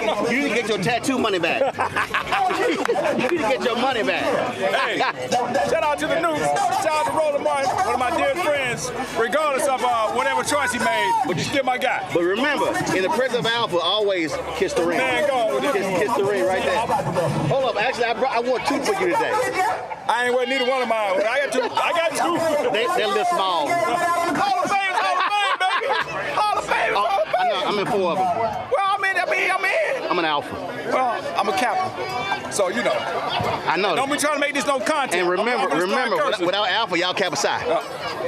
Y'all need our name. Always national step team champion. I keep telling them he stepped by himself. Hold on. National Kappa step team champion. National. Hold on, that's Kappa. That wasn't like against everybody else. Oh, come on. Y'all can't touch us. We won that one too. No, y'all wouldn't have. Y'all drop canes. No. I bop canes and I'm gone. Oh, y'all slither. Y'all slither. Y'all slither. I saw 2 people ride off. Well, somebody got to give him a little help. Somebody got to do it. What you say, buddy? I tore some erasers off these. All right. Good to see you, man. Hold on, y'all on 6? Oh yeah, I'm gonna make sure people on 5. I'm gonna be hitting into them. we gonna be hitting into them. I expect it. All right, where Jeffrey Osborne go? Let me find J.O. Card to your left to pull out. So the card's on the far right down here. What's happening? How your game look? How your game looking? I'm doing all right. You know what I had? Cataract surgery. Is that crazy? Oh, damn. About too much. You can't see. Here we go. Now There's an excuse. Now you can see? Now I can see. Oh, Sydney says it's It's an excuse. That's an excuse. I'm He's gonna be fine. No, he tried to get that money. That's all he tried to. See, that's a new one for me. I had cataract surgery. I'm gonna be here. Normally it's knee, hip, shoulder. I'll be honest. All right. I can see now. Oh, you can see now? Cataract and LASIK.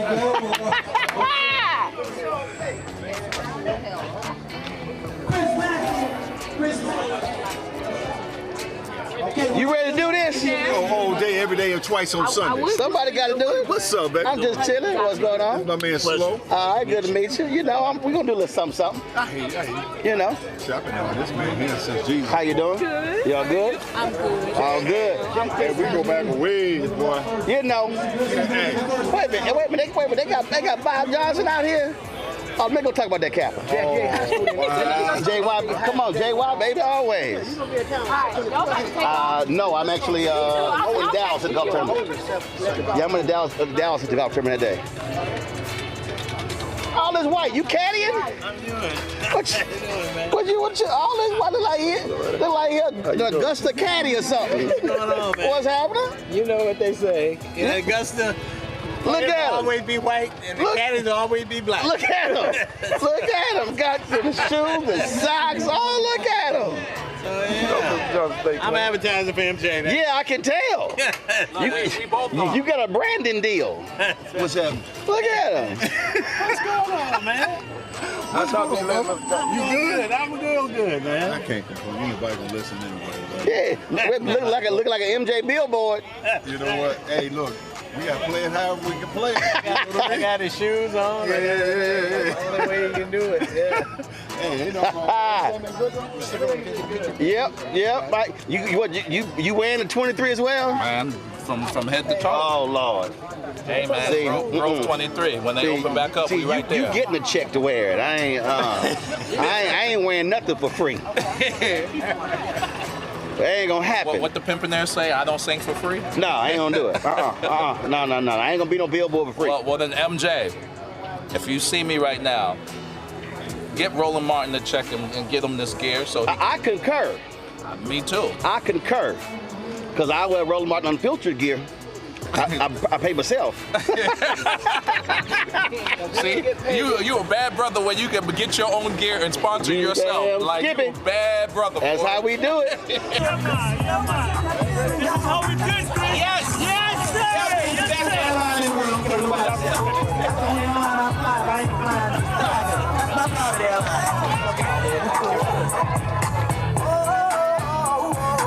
Thanks for coming.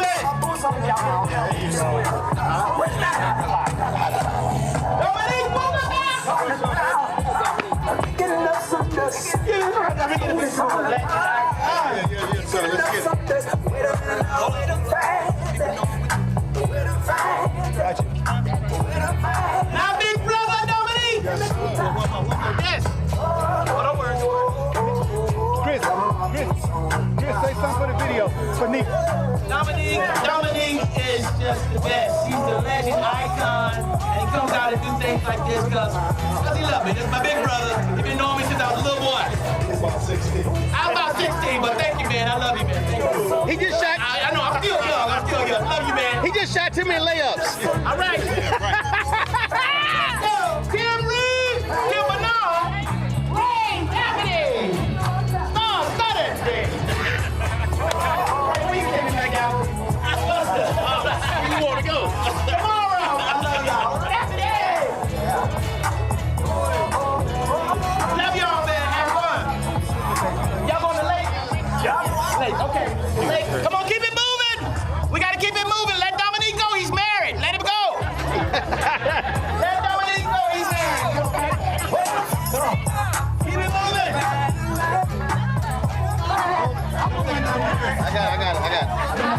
I can't wait to meet you, Love you, man. Love you too, brother. Frankie and Beverly is made. Stay home, my other brother. Love you, man. Have fun. I see y'all out there. All right. I see y'all. Love you, man. Love y'all. Roll out. Yeah, get on that flyway signal. Thanks for coming out, man. Thank you, man. Thank you. Appreciate y'all, man. Yes, sir. There you go. I know, man. Don't work for that. Don't work for today. Good to see you. I'm doing great. All right, Chris, I was at a golf tournament. Tell folks what the foundation does. Man, we do everything, man. Best thing I ever done in my life. My mama told me to do this because I was traveling all over the world, all over Africa. She said, do your own foundation. You can help other people. And it's the best thing, man, to be here. All my friends coming out. You know who your friends are when you call on them and they come out. And not only this year, for years they've been coming out. So it's a blessing. And we do scholarships. We do homeless ministry with the church, through the church. And we put people in houses if they're homeless. We do everything. So I love it. I see something on the news, I'll do something. I say, let's do this, let's do that. So it's great. And so somebody out there, they're not playing, but they want to support your foundation, where do they go? They go to the ChrisTuckerFoundation.org, something like that. But it's easy to find, And last question, I have video from the George Lopez golf tournament when you put a ball on the patio. Has the golf swing improved? It's gotten better. They wanted me, I was supposed to play yesterday at the tour championship down in Eastlake, but I hurt my toe. Everybody know about that. So I had and I had to go to church. So, but I'm an excellent player. Excellent player. So that's why you were not in the tour championship. Enough questions. It's over with. All right. That's it.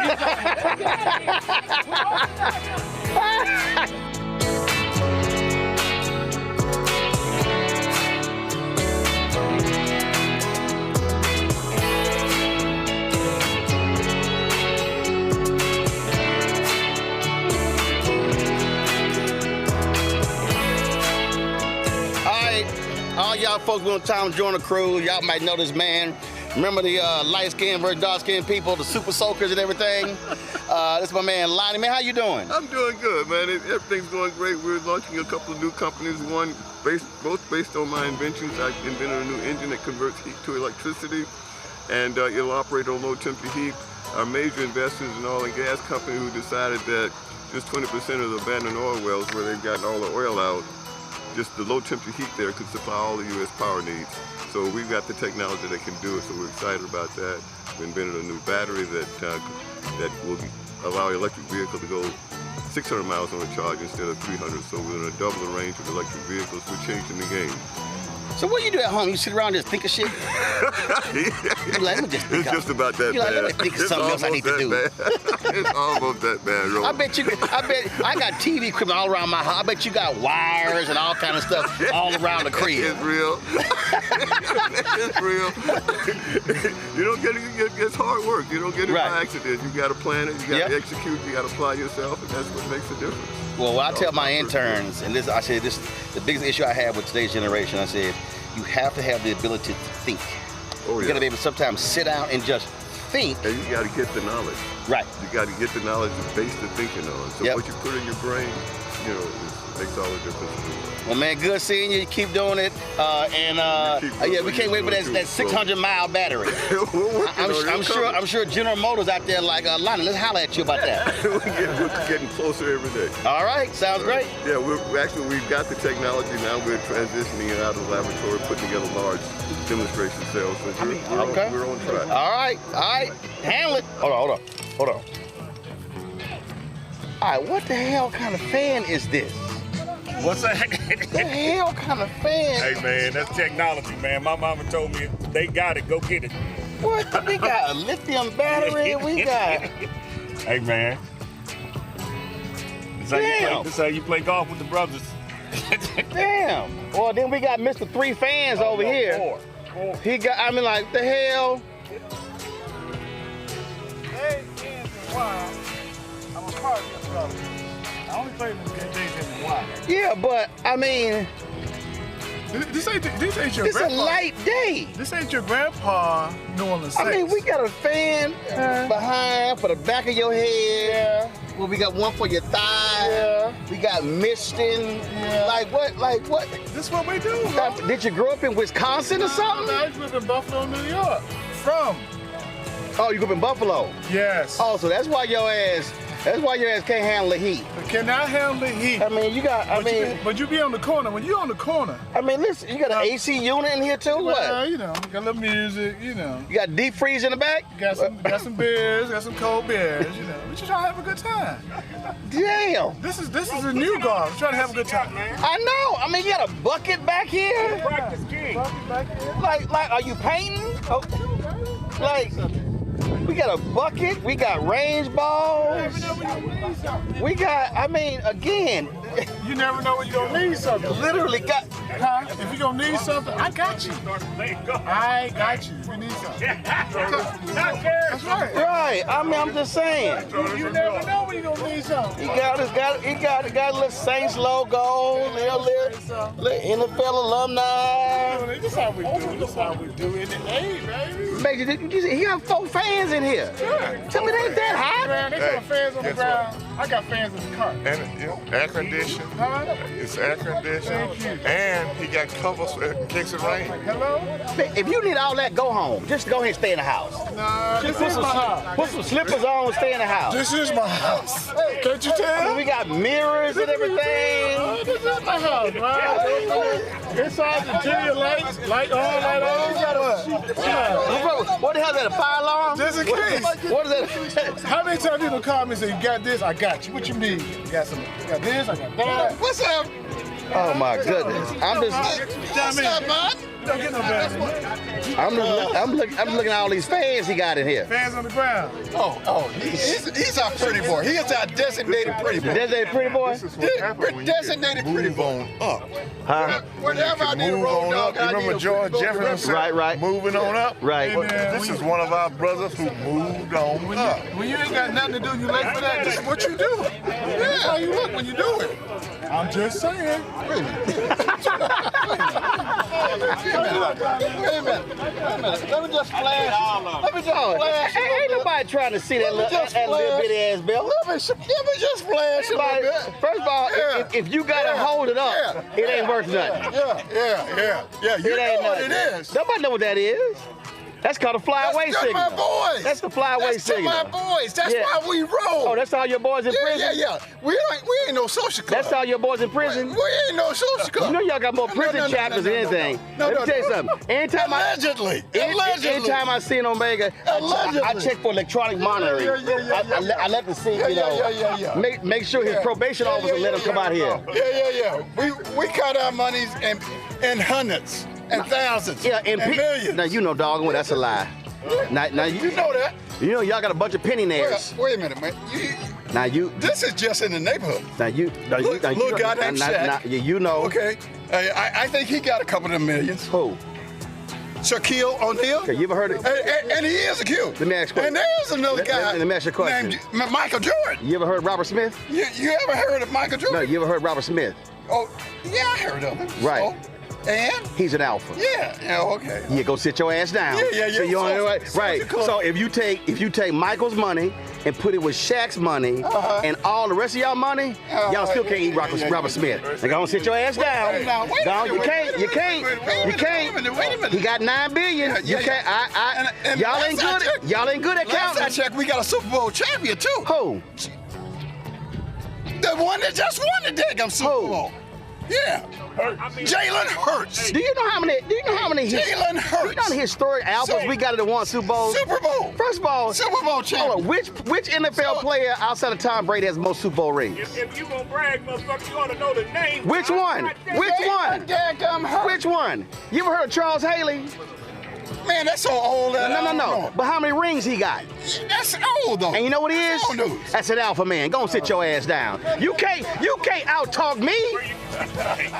You can't out-talk me. John, where you go? You better retire.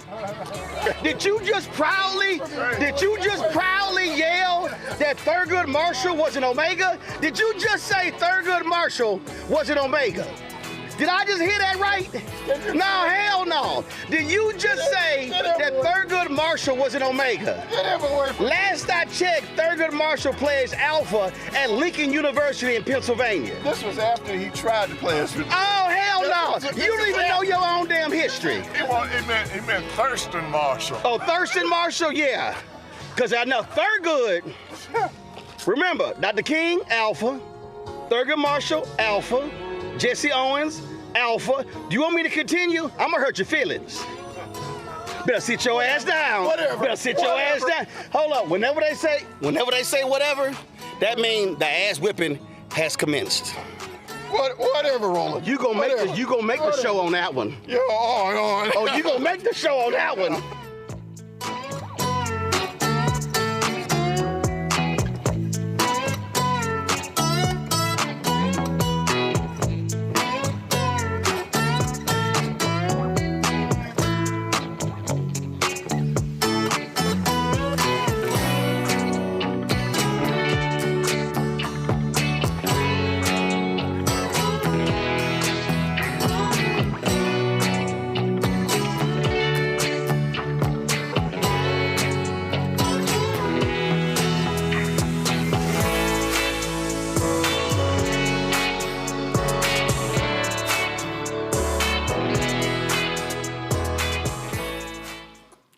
Well, that does it for us here. We want to thank you for watching Roland Martin Unfiltered tonight. If you want to support the work that we do, join the Bring the Funk fan club. We need your support to continue the work, sharing news that impacts Black America.